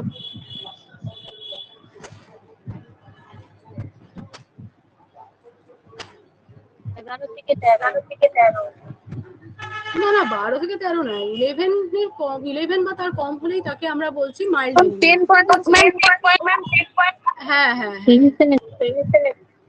হ্যাঁ। আর মডারেটটা কত বলো? less than 1. হ্যাঁ। আর সিভিয়ার? 7 এর নিচে। হ্যাঁ, একদম ঠিক আছে। এবার আয়রন ট্যাবলেটটা কি হিসাবে দেওয়া হয়? যদি দেখা যায় যে মাইল্ড অ্যানিমিয়া রয়েছে, তাহলে সেক্ষেত্রে একটা করে দেওয়া হয়, ঠিক আছে? একটা করে আয়রন ট্যাবলেট দেওয়া হয়। আর একটা আয়রন ট্যাবলেটে কত এলিমেন্টাল আয়রন থাকে আর কত ফলিক অ্যাসিড থাকে বলো? 60 থাকে এলিমেন্টাল আয়রন, আর ফলিক অ্যাসিড থাকছে 500 মাইক্রোগ্রাম, ঠিক আছে? 500 মাইক্রোগ্রাম ফলিক অ্যাসিড। হ্যাঁ, 60 mg এলিমেন্টাল আয়রন থাকে। আচ্ছা, এবার একটা করে দেওয়া হয় মাইল্ড থাকলে। যদি মডারেট থাকে তাহলে সেক্ষেত্রে দুটো করে দেওয়া হচ্ছে আয়রন ট্যাবলেট, ঠিক আছে? দুটো করে দেওয়া হয়। আর সিভিয়ার যদি 7 কম থাকে তখন হচ্ছে মানে ম্যাক্সিমাম কেসে ব্লাড ট্রান্সফিউশন করা হয়। আচ্ছা, এবার নেক্সটে যাও। এবার টোটাল প্রোটিন, এটাও বাড়ছে। Total plasma protein increases from the normal 180 gram non pregnant to 130 gram at time. আচ্ছা, নেক্সট হচ্ছে blood coagulation factor. Pregnancy is a hypercoagulable state, এটাও খুব ইম্পর্টেন্ট, ঠিক আছে? প্রেগনেন্সি তাহলে হাইপার কোয়াগুলেবল স্টেট বলছে প্রেগনেন্সিকে। কেন বলছে? হাইপার মানে কি? ইনক্রিজ করছে। কোয়াগুলেবল মানে ক্লটিংটা, ব্লাড ক্লটিং এবিলিটিটা। স্টেট মানে কন্ডিশন। তাহলে প্রেগনেন্সি হচ্ছে একটা কন্ডিশন যেখানে ব্লাড ক্লটিং যে এবিলিটিটা সেটা বাড়ে। কেন না? ফাইব্রোনোজেন লেভেলটা এখানে বাড়ছে, বিভিন্ন ক্লটিং ফ্যাক্টর গুলো যেমন হচ্ছে 6, 7, 8, তারপর 9, 10 এগুলো হচ্ছে ইনক্রিজ করছে, যার ফলে কি হয়? ক্লটিং ফ্যাক্টরটা বাড়ার জন্য ব্লাড ক্লটিং এ হেল্প করে এটা, তাই জন্য ফলোইং ডেলিভারি যে ব্লাড ক্লটিংটা হয়ে থাকে সেটাতে হেল্প করছে। তাই জন্য প্রেগনেন্সি হচ্ছে একটা হাইপার কোয়াগুলেবল স্টেট। এবার হচ্ছে দেখো কার্ডিওভাস্কুলার সিস্টেম। কার্ডিওভাস্কুলার সিস্টেম হচ্ছে anatomical changes due to elevation of the diaphragm consequent to the enlarged uterus. হ্যাঁ, আয়রন ইনজেকশনও দেওয়া হয়। আয়রন কত উইকস আছে সেটা দেখে সাধারণত ইনজেকশন দেবে না ব্লাড দেবে সেটা ঠিক করা হয়, ঠিক আছে। যদি মডারেট থাকে, মডারেটের ক্ষেত্রেও অনেক সময় হচ্ছে ইনজেকশন দেয়, যদি ধরো টার্মের কাছাকাছি চলে এসছে সেক্ষেত্রে ওই ইনজেকশন দিল, বা হচ্ছে যে তোমার সাথের কম থাকলেও যদি ধরো মানে টার্ম থেকে অনেকটা দূরে, তখনও হচ্ছে যে তোমার আয়রন ইনজেকশন দেয়, আইএমএ দেওয়া হয় বা আইভি হচ্ছে যে তোমার দেওয়া হয়। এছাড়া ব্লাডও দেওয়া হয়, ব্লাডের মাধ্যমে তাড়াতাড়ি ইনক্রিজ করে ব্লাড ভলিউমটা, তার জন্য ব্লাড ট্রান্সফিউশনটা বেশি প্রেফার করা হয় নিয়ার টার্ম। আচ্ছা দেখো, এবার কার্ডিওভাস্কুলার সিস্টেমের মধ্যে বলছে anatomical changes due to elevation of the diaphragm consequent to the enlarged uterus, the heart is pushed upward and outward with slight rotation to left। বলছে যে ডায়াফ্রামটা যেহেতু বাড়ছে, এই যে ইউটেরাসটা যত বড় হবে ডায়াফ্রামটা এলিভেশন করছে, করে হার্টটাকে পুস্ট করছে আপওয়ার্ডের দিকে এবং আউটওয়ার্ডের দিকে, ঠিক আছে। অ্যানাটমিক্যাল তাহলে চেঞ্জ করছে হার্টের। এবার কার্ডিয়াক আউটপুটেরও তাহলে চেঞ্জ হবে। The cardiac output starts to increase from 5th week of pregnancy. Cardiac output তাহলে ইনক্রিজ করতে শুরু করছে 5th week। এই ব্লাড ভলিউমও বাড়ছিল, প্লাজমা ভলিউমও বাড়ছে, কার্ডিয়াক আউটপুটও তাই 5th week থেকে বাড়তে শুরু করছে। And reaches its peak 40 to 50% at about 30 থেকে 34 weeks। এটাও সেম বলছে যে 30 থেকে 34 weeks এ গিয়ে এটা ম্যাক্সিমাম হচ্ছে 40 থেকে 50%। Thereafter the cardiac output remains static till term। তারপর টার্ম পর্যন্ত এটা স্ট্যাটিক থাকে। Cardiac output is lowest in the sitting or supine position and highest in the right or left lateral or nichest position। তাহলে এই যে cardiac আউটপুটটা কি বলো তো? Stroke volume into heart rate, তাই তো? আর স্ট্রোক ভলিউম কাকে বলে বলো? স্ট্রোক ভলিউম কাকে বলে? পার বিটে যে অ্যামাউন্ট অফ একদম ভেন্ট্রিকেল থেকে ব্লাড ইজেক্টেড হচ্ছে সেটাকে বলছে, ঠিক আছে। এবার দেখো বলছে এবার কার্ডিয়াক আউটপুটটা যদি বসে থাকে বা সুপাইন পজিশনে থাকে তাহলে সেখানে কম হচ্ছে, আর হাইয়েস্ট হয়ে থাকে যদি হচ্ছে লেফট বা রাইট ল্যাটারাল পজিশন বা নিচেস্ট পজিশন থাকে। এই জন্য মাকে আমরা সবসময় ল্যাটারাল পজিশনে থাকতে বলি। আচ্ছা, cardiac output increases further during labour. আবার লেবারে গিয়ে কার্ডিয়াক আউটপুটটা বাড়ছে, তাই 30 থেকে 34 উইকসে এটা বেড়ে তারপর স্ট্যাটিক ছিল, তারপর আবার লেবার যখন শুরু হলো তখন আবার এটা 50% বাড়লো, ঠিক আছে। অ্যান্ড কেন বাড়লো লেবারে? আচ্ছা, লেবারের সময় কি হয়, যেহেতু মায়োমেট্রিয়াল কন্ট্রাকশন হচ্ছে, কন্ট্রাকশনে হলে কি হয় যে ব্লাডটা কিন্তু মেটানাস সার্কুলেশনের দিকে ফিরে যাচ্ছে, তার ফলে ওখানে কার্ডিয়াক আউটপুটটা ইনক্রিজ করে ডিউরিং লেবার, যেহেতু মায়োমেট্রিয়াল কন্ট্রাকশন হচ্ছে। And immediately following delivery 70% increase করছে প্রি লেবার স্টেট থেকে। আর ফলোইং ডেলিভারি কি হয়, যখন তোমার বেবি বার্থ হয়ে গেল, প্লাসেন্টা আউট হয়ে গেল, তখন প্লাসেন্টাল যে সাইড থেকে ব্লাডটা তখন মেটারনাল সার্কুলেশনে চলে যায়, তখন একটা হার্টের উপর প্রেশার দিতে পারে, ঠিক আছে। তাই জন্য যাদের হচ্ছে হার্ট ডিজিজ আছে তাদের ক্ষেত্রে মানে এই সময় হচ্ছে যে মানে একটা প্রিকশন হচ্ছে মেনটেন করতে হয়, নালে কিন্তু সাথে সাথে কিন্তু কার্ডিয়াক অ্যারেস্ট হয়ে যেতে পারে ভলিউম বেড়ে গিয়ে। আচ্ছা, in both vaginal and cesarean delivery, the maximum increases in the cardiac output occurs 10 to 30 minutes after delivery। বলছে ভ্যাজানাল সিজারিয়ান দুটোর ক্ষেত্রে কিন্তু কার্ডিয়াক আউটপুটটা আফটার ডেলিভারি 10 থেকে 30 মিনিটের মধ্যে ম্যাক্সিমাম যাচ্ছে। এবার নেক্সট কি বলছে দেখো, cardiac output returns to pre-labor values by 1 hour following delivery। এবার ডেলিভারি হওয়ার পর 1 আওয়ারের মধ্যে এটা প্রি লেবার স্টেটে গেল, and to the pre-pregnant level by another 4 weeks time। R pre-pregnant লেভেলে যেতে আরো 4 weeks time লাগে। The increased cardiac output is caused by, কেন কার্ডিয়াক আউটপুটটা বাড়ছে?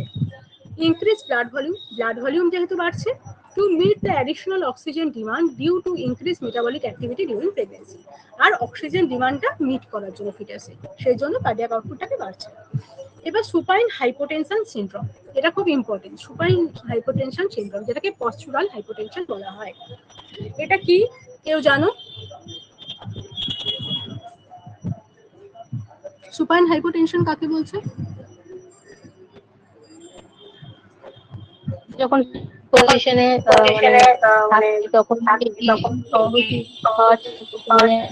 কমপ্রেস এটা কোন পজিশনে থাকলে এটা বেশি এটা দেখা যায়, কোন পজিশনে থাকলে মাদার কোন পজিশনে থাকলে এটা দেখা যায়?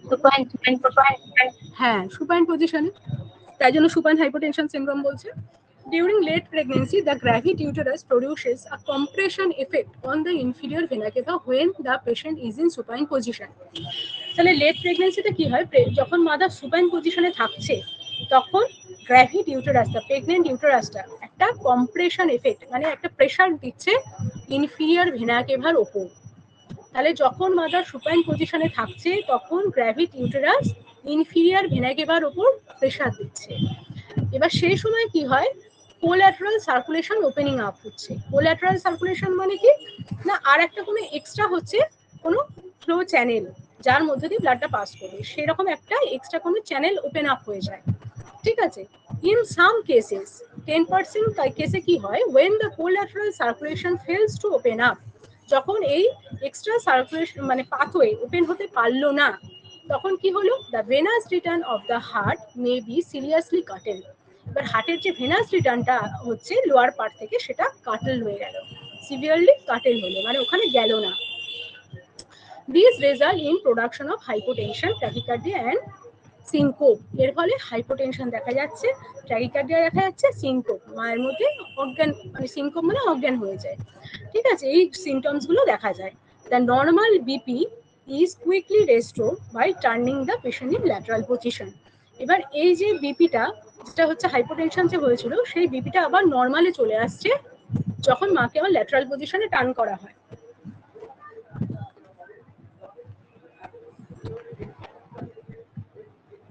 এবার দেখো আয়রন মেটাবলিজম। আয়রন মেটাবলিজম বলছে iron is absorbed in ferrous form from duodenum and jejunum. তাহলে আয়রনটা তাহলে অ্যাবজর্ব হচ্ছে ফেরাস ফর্মে, আর রিলিজ হচ্ছে সার্কুলেশনে ট্রান্সফারিং ফর্মে। ঠিক আছে, ট্রান্সফারিং ফর্মে।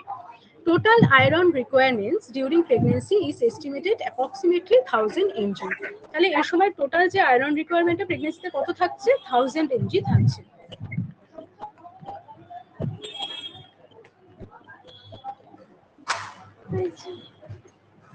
Next দেখো, in the absence of iron supplementation there is drop in hemoglobin, serum iron, serum ferritin concentration at term pregnancy। এবার আমি যেটা আগে বললাম যে আয়রন যদি না বাইরে থেকে দেওয়া হয় তাহলে কিন্তু এখানে হিমোগ্লোবিন লেভেলটা, আয়রন, সিরাম ফেরিটিন, এই লেভেলগুলো কিন্তু ডিক্রিজ করে, ড্রপ করে। Thus pregnancy is an inevitable iron deficiency state। এই জন্য প্রেগনেন্সিকে ইনএভিটেবল আয়রন ডেফিসিয়েন্সি স্টেটও বলছে। ঠিক আছে, এবার নেক্সট দেখো সিস্টেমিক চেঞ্জেস কি হয়।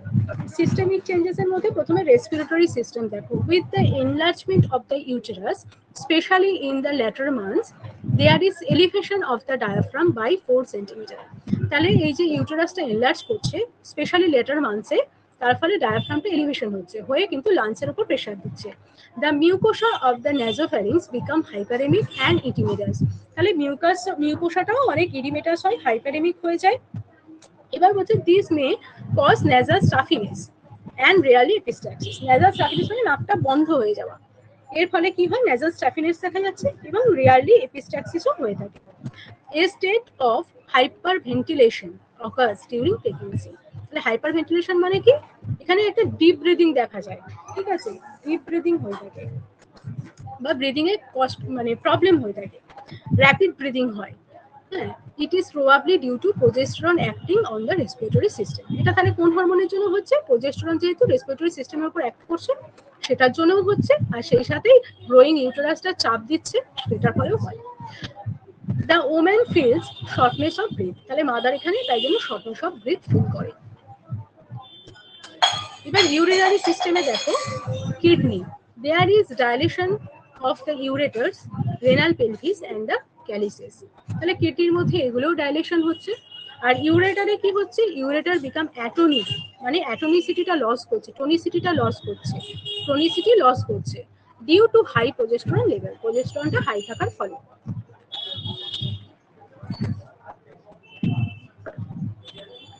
ব্লাডারে কি চেঞ্জ হয়, there is marked congestion with hypertrophy of the muscles and elastic tissue of the wall। এখানেও হাইপারট্রফি হচ্ছে। Increased frequency of micturition is noticed at 6 to 8 weeks of pregnancy which subsides after 12 weeks। আগেও বললাম 6 to 8 weeks এ গিয়ে একটা frequency of মিক্টুরেশন দেওয়া হয়, যেটা subside হয়ে যায় 12 weeks এর পর। In late pregnancy, frequency of menstruation once more reappear. আবার পরে গিয়ে প্রেগনেন্সির শেষে গিয়ে আবার কিন্তু ফ্রিকোয়েন্সি অফ মেনস্ট্রুয়েশন দেখা যায়, মানে 6 to 8 উইকস পর্যন্ত হচ্ছিল, তারপরে আবার এটা সাবসাইড হয়ে গেল 12 উইক থেকে, আবার কিন্তু লেট প্রেগনেন্সিতে গিয়ে আবার অ্যারাইজ করলো, থার্ড টাইমেস্টারে আবার এটা দেখা গেল। ঠিক আছে, কেন তখন হয়? তখন হচ্ছে গ্রোয়িং ইউটেরাসটা, ফিটাসটা ব্লাডারের উপর হচ্ছে চাপ দিচ্ছে, গ্রোয়িং ইউটেরাসে চাপ দেওয়ার ফলে হয়ে যাবে। আর হচ্ছে তোমার যেহেতু এটা ডিসেন্ট ডাউন করছে পেলভিসের মধ্যে প্রেজেন্টিং পার্টটা, সেই জন্য। এবার স্ট্রেস ইনকন্টিনেন্স, এটাও হয়ে থাকে, may be observing late pregnancy due to urethral স্ফিংক্টারটা যেহেতু উইকনেস হয়ে যায়, সেই জন্য স্ট্রেস ইনকন্টিনেন্স হয়। স্ট্রেস ইনকন্টিনেন্সটা কি?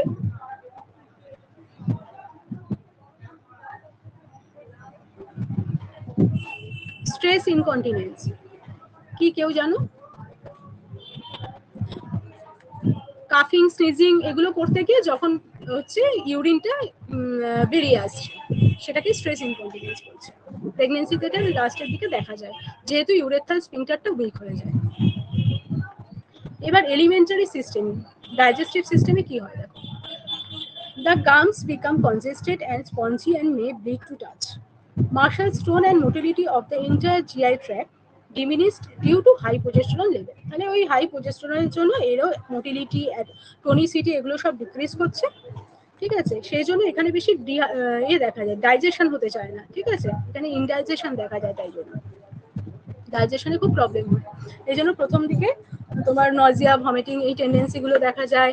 হ্যাঁ, তারপরে হচ্ছে তোমার লস অফ অ্যাপেটাইট থাকে। লিভার অ্যান্ড গল ব্লাডারে কি হয়? The function of the liver and gall bladder decrease. Liver আর গল ব্লাডার এগুলোর ফাংশনটাও ডিক্রিজ করে। There is mild cholestasis is seen due to estrogen effect. Mild একটা কোলেস্টেসিস মানে একটা জন্ডিস, মাইল্ড একটা জন্ডিস হতে পারে ইস্ট্রোজেন এফেক্টের জন্য। There is marked atonicity of gallbladder due to progesterone effect. তাহলে গল ব্লাডারেরও অ্যাটনিসিটি দেখা যাচ্ছে প্রজেস্টেরন এফেক্টের জন্য, তাই জন্য ডাইজেশনে প্রবলেম হয়। আচ্ছা, এবার দেখো নার্ভাস সিস্টেমে কি চেঞ্জ হয়। Nausea, vomiting, mental irritability and sleep disorder are probably due to some psychological background. আচ্ছা, যদি কারোর আগে থেকেই কোনো সাইকোলজিক্যাল প্রবলেম থাকে তাদের ক্ষেত্রে আরো বেশি দেখা যায়। নানা রকম মেন্টাল ইরিটেবিলিটি দেখা যায়, স্লিপ ডিসঅর্ডার দেখা যায়। ঠিক আছে, পোস্টপার্টাম ব্লুজ অ্যাপিয়ার হয়। পোস্টপার্টাম ব্লুজ কি জানো?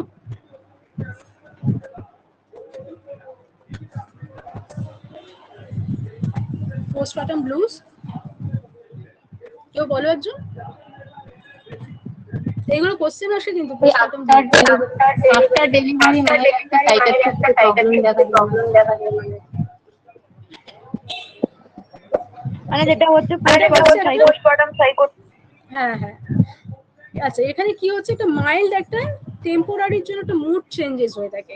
ঠিক আছে, চাইল্ড বার্থ হওয়ার পর। ঠিক আছে, এটা অনেক ক্ষেত্রেই অনেক মায়েদের হয়ে থাকে, এটা নর্মাল।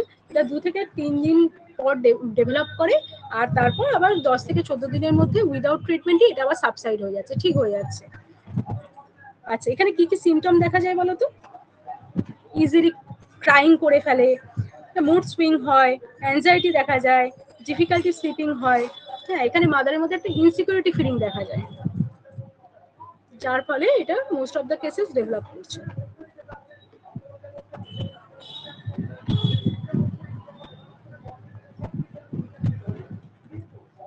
আচ্ছা, এবার দেখো থাইরয়েড গ্ল্যান্ড। থাইরয়েড গ্ল্যান্ডেরও চেঞ্জ হচ্ছে। দাঁড়াও, আগে একটু পেজ আছে। হ্যাঁ, দেখো পোস্টপার্টাম ব্লুজ, ডিপ্রেশন অর সাইকোসিস may develop in a susceptible individual.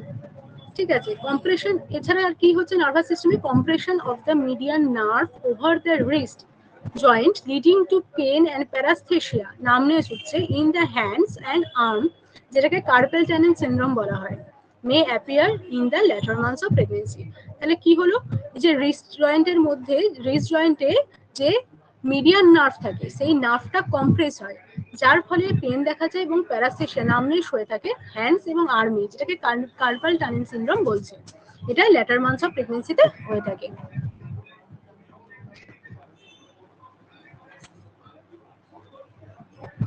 আচ্ছা, এন্ডোক্রাইন সিস্টেম দেখো। পিটুইটারি গোনাডোট্রফিনস যেমন হচ্ছে FSH, LH levels are low due to increase level of estrogen, progesterone. আগেও বলেছিলাম ইস্ট্রোজেন আর প্রোজেস্টেরনটা সবসময় বাড়লে FSH আর LH টা কমে, এটা ভাইস ভার্সা, এটা মনে রাখবে, এটা কিন্তু এক্সামে আসতে পারে। আচ্ছা, progesterone levels are progesterone levels are low in ectopic pregnancy.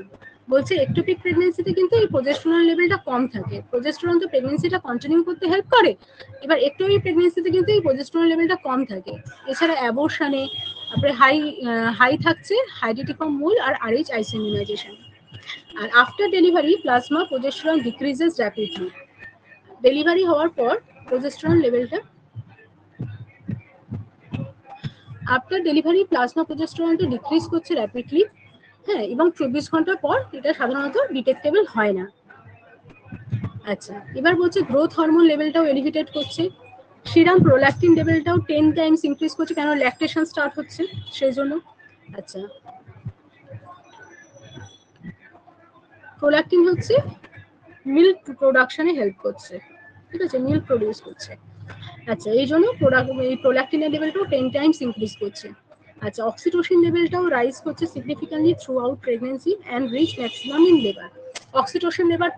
অক্সিটোসিনটাও increase করছে, থ্রু আউট প্রেগনেন্সি ইনক্রিজ করে এবং ম্যাক্সিমাম যাচ্ছে লিভারের সময়, যে সময় কন্ট্রাকশনটা আরো ইনিশিয়েট করতে হেল্প করছে। আচ্ছা, all the pregnancy induce changes in the pituitary revert to normal within few months after delivery. এখানে ইনভলিউশন হচ্ছে। আচ্ছা, এবার নেক্সট দেখো, থাইরয়েড গ্ল্যান্ডে কি হয়। Hyperplasia of the thyroid gland occurs during normal pregnancy and causes slight generalized enlargement of the gland. এখানেও hyperplasia হচ্ছে, সেলগুলো নাম্বার ইনক্রিজ করছে, আচ্ছা, নর্মাল প্রেগনেন্সিতে, আর কজেস স্লাইট জেনারেলাইজ এনলার্জমেন্ট, ফলে গ্ল্যান্ডটা এনলার্জ হয়ে থাকে। Human fetus can not synthesise thyroid hormone until after 12 week. ঠিক আছে, 12 উইকের পর, মানে 12 উইক পর্যন্ত এটা হচ্ছে থাইরয়েড হরমোন সিক্রেট করতে পারে না fetus. During this period fetal requirements is totally made by maternal transfer. এই সময়টা তাহলে মেটারনাল ট্রান্সফারের মাধ্যমে এই ডিমান্ডটা মিট হচ্ছে, থাইরয়েড হরমোনের ডিমান্ডটা মিট হয়। আচ্ছা, adrenal cortex, there is slight enlargement of the adrenal cortex, এটাও এনলার্জ হচ্ছে। প্যারাথাইরয়েড গ্ল্যান্ড কি বলছে, maternal parathyroid hyperplasia occur during pregnancy. During pregnancy তাহলে প্যারাথাইরয়েড হাইপারপ্লাসিয়া দেখা যায়। প্যানক্রিয়াসে কি হয়, during pregnancy there is hypertrophy and hyperplasia of the beta cells of islets of Langerhans in maternal pancreas. তাহলে প্যানক্রিয়াসের বিটা সেলসেরও হাইপারপ্লাসিয়া হাইপারট্রফি হচ্ছে। মানে প্রেগনেন্সিতে এগুলো সবই চেঞ্জ হলো।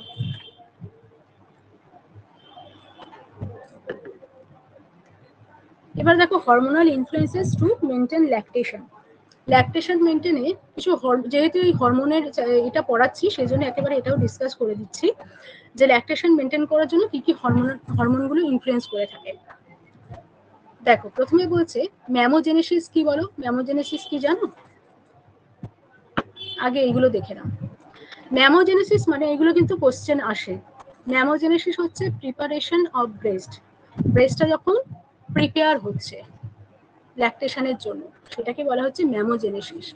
ল্যাক্টোজেনেসিস কি, synthesis and secretion from the breast alveoli, যেখানে সিনথেসিস হচ্ছে মিল্কটা এবং সিক্রেশন করছে ব্রেস্ট অ্যালভিওলাই থেকে, সিনথেসিস হচ্ছে, সেটাকেই বলছে ল্যাক্টোজেনেসিস। তাহলে প্রথমে প্রিপারেশন হলো, তারপরে সিনথেসিস হবে। এবার গ্যালাক্টোকাইনেসিস, ইজেকশন অফ মিল্ক, এবার মিল্কটা কিন্তু ইজেক্ট হচ্ছে। আর গ্যালাক্টোপয়সিস হচ্ছে মেনটেনেন্স অফ ল্যাকটেশন, এখানে ল্যাকটেশনটা যে এবার কন্টিনিউ হবে, মেনটেন হবে, সেটাকে গ্যালাক্টোপয়সিস হচ্ছে সেইটাকে। এবার এই ম্যামোজেনেসিসে তাহলে প্রিপারেশন অফ দ্য ব্রেস্ট করলাম, তাহলে এখানে ডাক সিস্টেম আর লোবিউলো অ্যালভিওলার সিস্টেম, এই দুটো হচ্ছে প্রিপারেশন হচ্ছে। বা ডাক সিস্টেমের তাই জন্য গ্রোথ, এগুলো প্রিপারেশন মানে এগুলো গ্রোথ হয়ে থাকে। এবার ডাক সিস্টেমের গ্রোথে হেল্প করছে ইস্ট্রোজেন, অ্যাড্রিনাল স্টেরয়েড আর গ্রোথ হরমোন। আর লোবিউলার অ্যালভিওলার সিস্টেমের উপর কাজ করছে progesterone, oestrogen, prolactin, adrenal steroid আর গ্রোথ হরমোন। তারপরে দেখো ল্যাক্টোজেনেসিস। ল্যাক্টোজেনেসিস হচ্ছে কি, এখানে এবার ইস্ট্রোজেন আর প্রোজেস্টেরনটা উইথড্রন হচ্ছে, ঠিক আছে, তবে কিন্তু প্রোল্যাকটিন দিয়ে কাজ করা শুরু করে। তাই জন্য দেখবে ডেলিভারির পর 2 থেকে 3 দিন পর মোটামুটি মিল্ক সিক্রেশনটা অ্যাকচুয়ালি কিন্তু স্টার্ট হয়, ঠিক আছে। কেন? না ইস্ট্রোজেন প্রোজেস্টেরন লেভেলটা একদম এখানে ডিক্রিজ হয়ে যাচ্ছে, যার ফলে প্রোল্যাক্টিনটা কিন্তু তার কাজ করা শুরু করছে। ডিউরিং প্রেগনেন্সিও প্রোল্যাক্টিন লেভেলটা হাই ছিল, কিন্তু ইস্ট্রোজেন প্রোজেস্টেরন যেহেতু বেশি ছিল সেটা প্রোল্যাক্টিনকে আনরেসপন্সিভ রেখেছিল, ঠিক আছে, মিল্ক সিক্রেশন করা থেকে আনরেসপন্সিভ রেখেছিল। কিন্তু যখন ইস্ট্রোজেন প্রোজেস্টেরন ডিক্রিজ করলো, উইথড্রয়াল হচ্ছে, তখন এবার প্রোল্যাক্টিন তার কাজ করা শুরু করবে, মিল্কটাকে প্রোডাকশন করবে। এবার দেখো কোথায় না ফুললি ডেভেলপ ম্যামারি গ্ল্যান্ড, মানে ম্যামোজেনেসিসের মাধ্যমে যে প্রিপারেশনটা হয়েছিল সেই ব্রেস্ট ম্যামারি গ্ল্যান্ডের উপর, ব্রেস্টের উপর। এবার দেখো গ্যালাক্টোকাইনেসিস। গ্যালাক্টোকাইনেসিস মানে কি? যেখানে ইজেকশন অফ মিল্ক হচ্ছে, মিল্কটা ইজেক্ট হচ্ছে। এখানে তোমার কি কি হরমোন কাজ করে? এখানে তোমার হচ্ছে অক্সিটোসিন হরমোন কাজ করে, অক্সিটোসিন হরমোন কাজ করছে। এবং মনে রাখবে অক্সিটোসিন বেরোয় পিটুইটারি, পস্টেরিয়র পিটুইটারি থেকে। এফএসএইচ, এলএইচ এগুলো কিন্তু অ্যান্টেরিয়র পিটুইটারি থেকে বেরোয়, আর কিন্তু অক্সিটোসিন বেরোচ্ছে পস্টেরিয়র পিটুইটারি গ্ল্যান্ড থেকে। এটা ইম্পর্টেন্ট। অক্সিটোসিন কোথা থেকে রিলিজ হয়? পস্টেরিয়র পিটুইটারি থেকে, ঠিক আছে। এটা মিল্ক ইজেকশনে সাহায্য করে।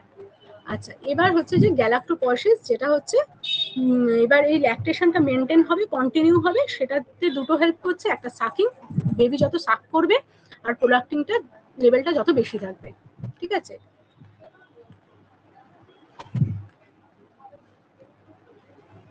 তোমরা বুঝতে পারছো?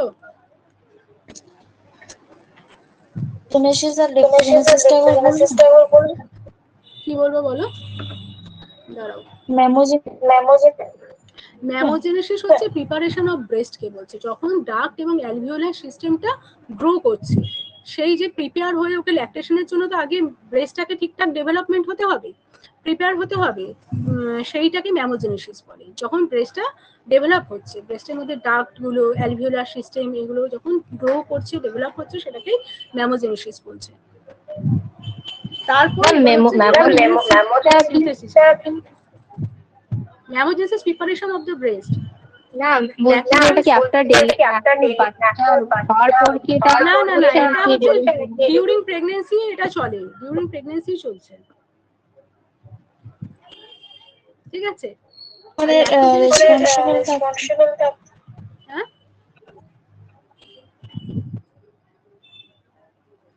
আচ্ছা, ল্যাক্টোজেনেসিসটা কি ছিল? সিনথেসিস। হ্যাঁ বলো, শুনতে পাচ্ছি।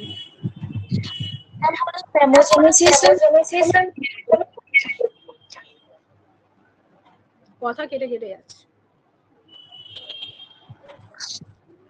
বললাম ম্যামোজেনেসিসের মধ্যে ম্যামোজেনেসিসের মধ্যে কি বলছো? কোন হরমোনের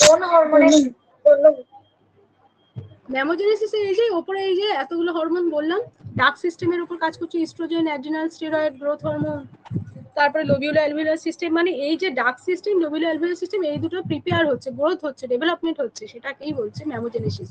আর এই যে লোবিউলার অ্যালভিওলার সিস্টেমের উপর কাজ করছে progesterone, estrogen, prolactin, adrenal, steroid, growth hormone, এই হরমোনগুলো কাজ করে, ম্যামোজেনেসিসে হেল্প করছে,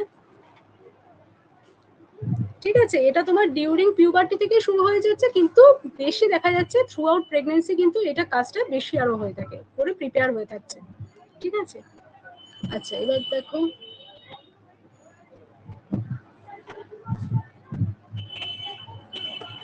নেক্সট, দেখো minor disorder of pregnancy.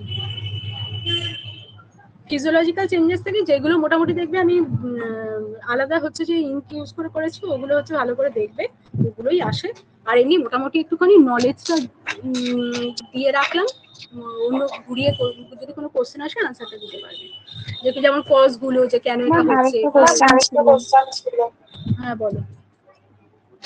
During প্রেগনেন্সির আপনি যে অ্যাবডোমেন চেঞ্জের কথাগুলো বললেন, ওখানে যে মেকানিক্যাল স্ট্রেচিং অফ দ্য স্কিনটা বললেন, ওটা কেন হয়? স্ট্রেচিংটা কেন হচ্ছে? কারণ ইউটেরাসটা যে গ্রো করছে, মানে বাড়ছে, ফিটাসটা যত গ্রো করবে তত তো ইউটেরাসটা বাড়ছে, সেটা অ্যাবডোমেনটাকে স্ট্রেচ করছে, তো সেটাকে মেকানিক্যাল স্ট্রেচিং বলছে। আচ্ছা ঠিক আছে। দেখো minor disorder of pregnancy. Minor disorder কি? Minor disorder of pregnancy is a series of commonly experienced various physiological and psychological symptoms related to the effects of some hormones, estrogen, progesterone, HCG, and the consequences of enlargement of the uterus as the fetus grows during pregnancy. তাহলে minor disorder মানে কি? যেটা mother কিছু psychological physiological কিছু symptoms মা experience করছে কিছু hormonal চেঞ্জেসের ফলে, যেগুলো হলো ইস্ট্রোজেন, প্রোজেস্টেরন, এইচসিজি। এই হরমোনগুলো এই সময় ইনক্রিজ করছে, তো তার ফলে মাদার কিছু ফিজিওলজিক্যাল এবং সাইকোলজিক্যাল সিমটমস এক্সপিরিয়েন্স করে থাকে, যেগুলো তার ডে টু ডে লাইফটাকে হ্যাম্পার করে না। এগুলো নর্মাল। এটাকেই বলা হয় মাইনর ডিসঅর্ডার অফ প্রেগনেন্সি। যখন তার নর্মাল ডে টু ডে লাইফটাকে কোনো রকম হ্যাম্পার করছে না, সেটাকেই বলা হচ্ছে মাইনর ডিসঅর্ডার অফ প্রেগনেন্সি। সেই এবার মাইনর ডিসঅর্ডার কেন দেখা যায়? Increase oestrogen, progesterone, HCG level during pregnancy. During pregnancy oestrogen, progesterone আর এইচসিজি লেভেলটা বাড়ছে। Growing fetus exerted pressure to various organ. Growing ফিটাসও প্রেশার দিচ্ছে to fulfil the demand of the growing fetus. Growing ফিটাসের ডিমান্ডটা ফুলফিল করার জন্য। আচ্ছা, anatomical, physiological, biochemical change of all the system. এবং সব সিস্টেমের একটা চেঞ্জ হচ্ছে এই ডিমান্ড মিট করার জন্য। এইসব কারণে মাইনর ডিসঅর্ডারগুলো আমরা দেখতে পাই। মাইনর ডিসঅর্ডারগুলো এবার কি কি দেখো? ফার্স্ট ট্রাইমেস্টারে মা যে ডিসকমফোর্টগুলো ফিল করছে, এটা হচ্ছে ডিসকমফোর্টগুলোকে বলছে মাইনর ডিসঅর্ডার, মানে মা যে ডিসকমফোর্ট ফিল করে নর্মাল এগুলো, যেমন নজিয়া, ভমিটিং হয়, হার্টবার্ন হয়, acidity, pica, frequency of micturition, fatigue, syncope, constipation. এগুলো ফার্স্ট ট্রাইমেস্টারে সাধারণত দেখা যায়। আর সেকেন্ড ট্রাইমেস্টারে কি কি দেখা যায়? Nasal stiffness, emotional changes, carpal tunnel syndrome, palpitation, এগুলো।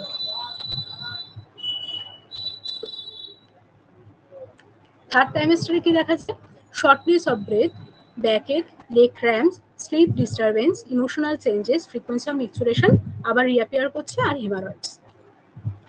এবার দেখো এগুলো ছোট ছোট করে একটু কজ আর ম্যানেজমেন্ট লিখেছি। নজিয়া, ভমিটিং, যেটাকে মর্নিং সিকনেস বলছে, এটা কেন হয়? High level of human chorionic, gonadotropin and estrogen which stimulates the chemoreceptor trigger zone in the brain and initiate nausea and vomiting। বলছে এই যে এইচসিজি লেভেলটা, ইস্ট্রোজেন, প্রোজেস্টেরন এগুলো বাড়লো, এটা হচ্ছে যে নজিয়া ভমিটিং এর যে ট্রিগার জোন আছে ব্রেনেতে, সেখানে হচ্ছে স্টিমুলেট করছে, যার ফলে এই নজিয়া ভমিটিং গুলো দেখা যায়। মানে এর যে ইনিশিয়েট যে সেন্টারটা আছে সেখানে সেই কেমো রিসেপ্টরটাকে স্টিমুলেট করে, যার ফলে হয়ে থাকে। ম্যানেজমেন্টের মধ্যে কি দেখো? Eating dry crackers 15 minutes before arising in the morning. বলছে মর্নিংয়ে হচ্ছে বেড থেকে নাবার আগে বলছে ড্রাই ক্র্যাকার খেতে, বিস্কুট খেতে বলছে 15 মিনিটস আগে। Eating small frequent low fat meals during the day. এছাড়া অল্প অল্প করে বারে বারে খেতে বলছে এবং লো ফ্যাট খাবার খেতে বলছে। Avoiding fried food and spicy food. আচ্ছা, avoid lying down immediately after eating আর কিপ রুম ওয়েল ভেন্টিলেটেড। তারপরে যাও হার্টবার্ন। হার্টবার্নের বলছে কজ কি? It results from relaxation of the cardiac sphincter. Cardiac স্পিন্টারটা প্রেগনেন্সিতে রিল্যাক্স হয়ে থাকে, এই জন্য কি হয়? হার্টবার্ন দেখা যায়। আর decrease tone and mobility of the smooth muscles which is due to increase progesterone, যেটা আগেও বললাম, তার জন্য অ্যাটনিসিটি দেখা যায় এবং মোবিলিটিটা ডিক্রিজ করে প্রোজেস্টেরনের জন্য, তার জন্য হার্টবার্ন দেখা যাচ্ছে। এবার এর হচ্ছে যে ম্যানেজমেন্টে কি? Eat frequent small meal, avoid fatty and gas forming food, maintain good posture to give the gastrointestinal tract lots of space. ঠিক আছে, গুড পশ্চার মেনটেন করতে পারছে, তাহলে ওই গ্যাস্ট্রোইন্টেস্টাইনাল ট্র্যাকে মানে স্পেসটা বাড়বে। Do not lie down after eating. খেয়ে দিয়ে পরে শুয়ে পড়া চলবে না। Sitting upright for 30 minutes. 30 minutes at least হচ্ছে আপরাইট পজিশনে থাকতে হবে খাওয়ার খাওয়ার পর। এবার হচ্ছে কনস্টিপেশন। কনস্টিপেশনের কারণগুলো কি? The gastrointestinal tract motility is slowed due to increase progesterone. তাহলে প্রোজেস্টেরনটা যেহেতু বাড়ছে, তাহলে জিআই ট্র্যাক্টের মোটিলিটি কমছে, ফিজিক্যাল অ্যাক্টিভিটি মাদারের এই সময় কমে যায়, আর হচ্ছে atonicity of the gut due to progesterone. এর ফলে কনস্টিপেশন দেখা যায়। এবার ম্যানেজমেন্ট দেখো, বলছে eating high fibre food. High fibre জাতীয় খাবার খেতে হবে। Avoiding laxatives or enemas without first consulting with physician. ফিজিশিয়ানকে না জিজ্ঞাসা করে কোনো রকম ল্যাক্সেটিভ বা এনিমা নেওয়া যাবে না। Drink at least 6 to 8 glasses of water per day. হ্যাঁ, বেশি করে জল খেতে হবে। আর পিকাতে বলছে this is the term when mother craves certain foods or unnatural substance such as food। বলছে মাদার যখন হচ্ছে কিছু আনন্যাচারাল কোনো সাবস্টেন্স হচ্ছে খাবে, যেমন চক হতে পারে, মাটি, এগুলো হচ্ছে যে দেখবে এই সময় প্রেগনেন্সিতে কিছু কিছু জনের মধ্যে এগুলো দেখা যায়, সেটাকে পিকা বলছে। এটা commonly occurs in first and third trimester, commonly এটা দেখা যাচ্ছে ফার্স্ট এবং থার্ড ট্রাইমেস্টারে, but most in third trimester, কিন্তু বেশি হয় থার্ড ট্রাইমেস্টারে। এবার হচ্ছে এর কজ কি? কষ্ট হচ্ছে unknown and hormone and changes in metabolism, এর জন্য হয়ে থাকে। এবার বলছে ম্যানেজমেন্ট। ম্যানেজমেন্ট বলছে একটু ব্যালেন্স ডায়েট খেতে হবে, take iron and calcium containing food, iron এবং ক্যালসিয়াম কন্টেনিং ফুড খেতে হবে। আচ্ছা, ইনক্রিজ ভ্যাজেনাল ডিসচার্জ, যেটাকে আমরা লিউকোরিয়া বলছি, ইনক্রিজ ভ্যাজেনাল ডিসচার্জকে লিউকোরিয়া বলা হয়। এটা কেন হয়? The hyperplasia of vaginal mucosa and increase mucus production. তাহলে ভ্যাজেনাল যে মিউকোসাটা সেটা হচ্ছে হাইপারপ্লাসিয়া হচ্ছে, মিউকাস প্রোডাকশন বাড়ছে, তার ফলে ভ্যাজেনাল ডিসচার্জ বেড়ে। It is caused by the hormonal stimulation of the cervix, hormonal স্টিমুলেশনও বাড়ছে সার্ভিক্সে, যার ফলে হাইপারট্রফি হয়, হাইপার অ্যাক্টিভ হচ্ছে, এবং তার ফলে মিউকাস সিক্রেশনও বাড়ছে। ম্যানেজমেন্ট কি? Proper cleansing hygiene, hygiene maintain করতে হবে। আচ্ছা, এবার বলছে ব্রেস্ট টেন্ডারনেস। ব্রেস্ট টেন্ডারনেসে বলছে it can offer from the first trimester through the third trimester. বলছে ফার্স্ট ট্রাইমেস্টার থেকে এটা শুরু হচ্ছে, থার্ড ট্রাইমেস্টার পর্যন্ত একটা টেন্ডারনেস দেখা যায়। This is due to increase level of estrogen and progesterone. কেন হয়? না প্রোজেস্টেরন আর ইস্ট্রোজেন লেভেলকে ইনক্রিজ করার জন্য হয়ে থাকে। ইউরিনারি ফ্রিকোয়েন্সি অ্যান্ড আর্জেন্সি দেখা যায়। এটা কেন হয়? It is caused by an increase in hormones and by the reduction of bladder capacity. যেহেতু হচ্ছে হরমোন ইনক্রিজ করছে প্রোজেস্টেরন, তারপরে ব্লাডার ক্যাপাসিটিটা রিডাকশন করছে যেহেতু ইউটেরাস গিয়ে চাপ দিচ্ছে। আচ্ছা, this is due to enlarging uterus and foetal presenting part. এছাড়া ফিটাস যখন নিচে হচ্ছে যে নাচছে, তখনও ফিটাসের প্রেজেন্টিং পার্ট দ্বারা প্রেশার দেওয়ার জন্য হয়ে থাকে। এর ম্যানেজমেন্ট কি করব? Voiding at regular intervals, regular ইন্টারভ্যালে void করতে বলতে হবে। আর পারফর্মিং করতে হবে কেগেল এক্সারসাইজ, এটা খুব ইম্পর্টেন্ট। ফ্রিকোয়েন্সি অফ ইনস্টুরেশন, স্ট্রেস ইনকন্টিনেন্স, এগুলোর ক্ষেত্রে কেগেল এক্সারসাইজ মাকে কিন্তু অ্যাডভাইস করা হয়। লিমিট ফ্লুইড ইনটেক বিটুইন এই before bedtime to ensure rest. Before bedtime fluid ইনটেকটা লিমিট করতে হবে। অ্যানাদার ডিসকমফোর্ট দেখো, shortness of breath and dyspnoea, এটাও মাদারের মধ্যে দেখা যায়। আচ্ছা, আমি বলেছি যখন যদি ডে টু ডে লাইফটাকে হ্যাম্পার না করে ততক্ষণ পর্যন্ত এটা কিন্তু মাইনর ডিসকমফোর্ট বা মাইনর ডিসঅর্ডার। কিন্তু যদি এটা ডে টু ডে লাইফকে হ্যাম্পার করছে, মাদার হচ্ছে যে নর্মাল অ্যাক্টিভিটি করতে পারছে না, তখন কিন্তু তাকে ফিজিশিয়ানকে রেফার করতে হবে। আচ্ছা, কজের শর্টনেস অফ ব্রিথের ক্ষেত্রে কি বলছে? Dyspnoea is caused by the limited expansion of the diaphragm by the enlarging uterus. ইউটেরাসটা যে এনলার্জ করছে, তার ফলে ডায়াফ্রামটা এক্সপ্যানশনটা লিমিটেড হচ্ছে, তার ফলে ডিপসনিয়া হয়ে থাকে। ডায়াফ্রাম ঠিক করে এক্সপ্যানশন হতে পারে না, তাই জন্য ডিপসনিয়া দেখা যায়। ম্যানেজমেন্ট কি? Sleep on additional pillow. আমরা যাদের ডিপসনিয়া বা ব্রিদিং প্রবলেম হয় তাদের অ্যাডিশনাল পিলো নিয়ে শুতে বলি, তো এক্ষেত্রেও আমরা মাকে তাই অ্যাডভাইস করব। Maintain good posture and erect posture which helps lung expansion. Good posture maintain করতে হবে, ইরেক্ট পশ্চার মেনটেন করতে হবে, যেটা লাং এক্সপ্যানশনে হেল্প করবে। অ্যাভয়েড ওভার ইটিং, বেশি খেয়ে ফেলবে না, তাহলে হচ্ছে আরো ব্রিদিং প্রবলেম হবে। ডিপসনিয়া of sudden onset in patients who are known to have heart disease may be a sign of impending heart failure. বলছে যদি ডিপসনিয়া সাডেন ডেভেলপ করে কোনো হার্ট ডিজিজ পেশেন্টের ক্ষেত্রে, তাহলে সেটা কিন্তু হার্ট ফেলিওরের একটা সাইন, সেক্ষেত্রে কিন্তু ইমিডিয়েটলি ফিজিশিয়ানকে রেফার করতে হবে। এবার দেখো ইডিমা। ইডিমা কেন হয় আমি আগে বলেছি। আচ্ছা, oedema is caused by reduce blood circulation in the lower extremities as the gravid uterus puts pressure on the large vessels. যেহেতু গ্র্যাভিড ইউটেরাস একটা প্রেশার দিচ্ছে, তার জন্য কি হয়, লোয়ার যে এক্সট্রিমিটিস থেকে ব্লাড সার্কুলেশনটা হার্টের দিকে কম হচ্ছে। আর এছাড়া ওয়াটার রিটেনশন হয়ে থাকছে, সোডিয়াম রিটেনশন হয়ে থাকে, অ্যালডোস্টেরন বাড়ছে, এসব সব কারণে ইডিমা দেখা যায়। এবার ইডিমার ক্ষেত্রে কি ম্যানেজমেন্ট করবে? ম্যানেজমেন্ট বলছে elevating the legs during sitting and sleeping. যখন হচ্ছে শুয়ে থাকবে বা বসে থাকবে, লেগটাকে এলিভেট রাখতে হবে, কোনো একটা পিলোর ওপর রাখতে হবে। হ্যাঁ, avoiding sitting or standing in one position for long periods of time.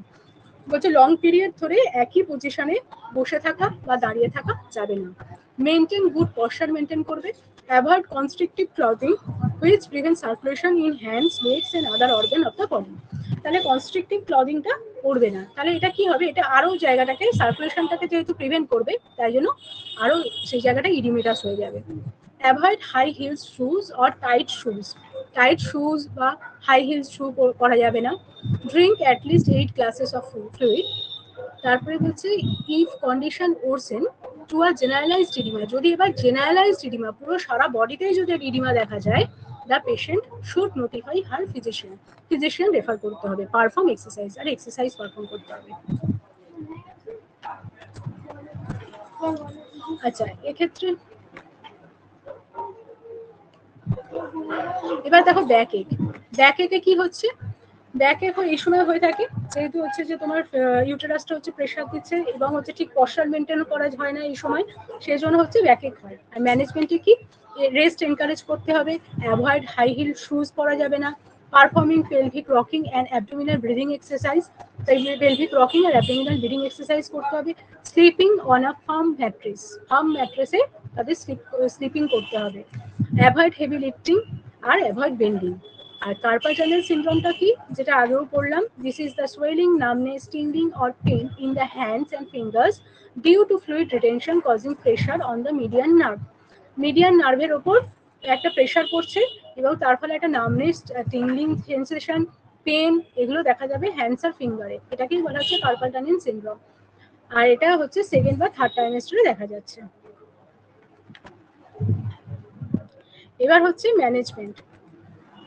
Management বলছে do not sleep by giving pressure on hand, হ্যান্ডের উপর বেশি প্রেশার দেওয়া যাবে না, refer the woman to physiotherapist, ফিজিওথেরাপিস্টের কাছে রেফার করতে হবে। আচ্ছা, এই জায়গাগুলো থেকে অতটা সেরকম কোশ্চেন আসে না, একটু জাস্ট রিডিং করে রাখবে, সেই জন্যই আজকে এতটা পড়িয়ে দিলাম। আচ্ছা, তোমরা এবার বলো কোথাও কনফিউশন বা কিছু কিছু জানতে চাইছো? ম্যাডাম একটা প্রশ্ন আছে। হ্যাঁ ম্যাডাম বলছি ওই যে টিকা যেটা হয় মায়ের, ওটা ওই অনেক বেবিদের তো মানে আছে, তো যাদের মায়ের টিকা হয় তাদের টিকা হয়, যাদের ওরকম পিকা ওরকম করে না, আনন্যাচারাল সাবস্টেন্স ইটিং করছে, তাদের ক্ষেত্রে কিন্তু বেবির হচ্ছে গ্রোয়িং প্রবলেম দেখা যায়। ঠিক আছে, বেবির হচ্ছে গ্রোথ রেস্ট্রিকশন হতে পারে বা হচ্ছে যে তার অনেক অ্যাডভার্স ইফেক্টও থাকে বেবির ওপর পড়ে, যদি সেটা হাই লেভেলে কেউ করে থাকে। আচ্ছা ম্যাম। ম্যাম সিনড্রোমটা একবার আচ্ছা, বলবেন? তোমরা সবাই শুনেছো তো, তোমরা সবাই শুনেছো তো আমি যে পড়ালাম এটা?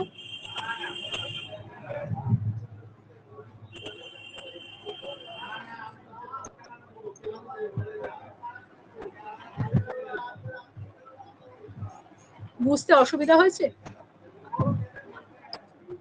হ্যাঁ, খুব ম্যাম অসুবিধা বলছি হচ্ছে? হ্যাঁ বলো, তুমি ম্যাম কি বলবো বলছিলাম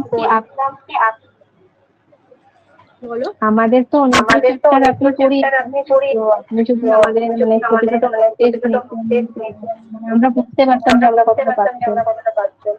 কি বলছো, এক্সাম নেওয়ার জন্য? হ্যাঁ ম্যাম, মানে আপনার তো 3-4টে চ্যাপ্টার পড়ানো হয়েছে, 3-4টে না, তার থেকে তো বেশি হয়ে গেছে। বুঝছিলাম। তুমি যদি ডিসি দত্ত দেখো, ওখানে হচ্ছে প্রায় হ্যাঁ ওরা 6-7টা চ্যাপ্টার পড়ানো হয়ে গেছে, 6-7টা।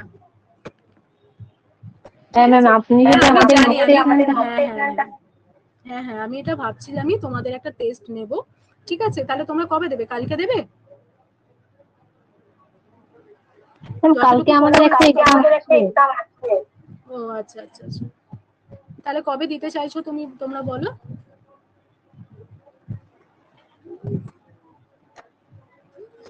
আচ্ছা, তাহলে হচ্ছে ওয়েডনেসডে দাও তাহলে।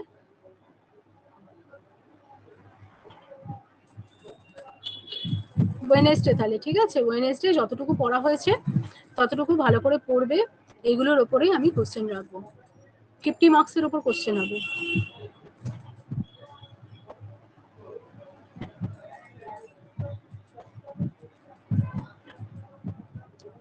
হ্যাঁ ঠিক আছে, আজ সুপাইন হাইপোটেনশন সিনড্রোম দেখো, যখন হচ্ছে যে ফিটাসটা গ্রো করছে, ইউটেরাসটা এনলার্জ হচ্ছে, সেই ইউটেরাসটা তখন কি করে, ইনফিরিয়র ভেনা কেভার উপর একটা প্রেসার দিচ্ছে।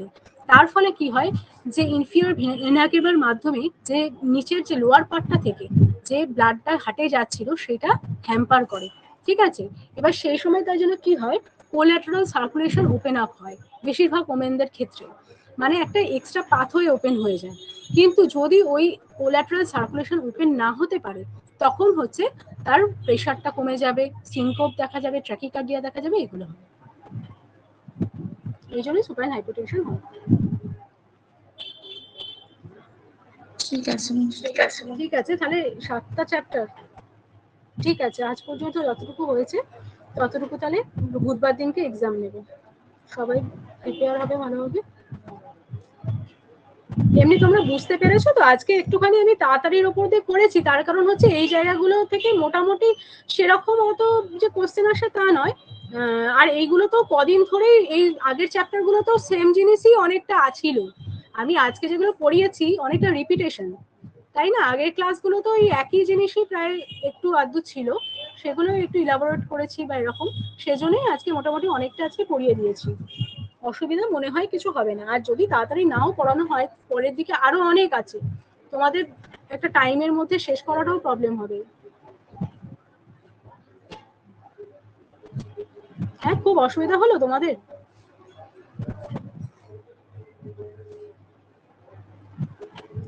ঠিক আছে, ঠিক আছে, তাহলে গুড নাইট। হ্যাঁ ম্যাম, গুড নাইট। হুম, ঠিক আছে, এন্ড করলাম।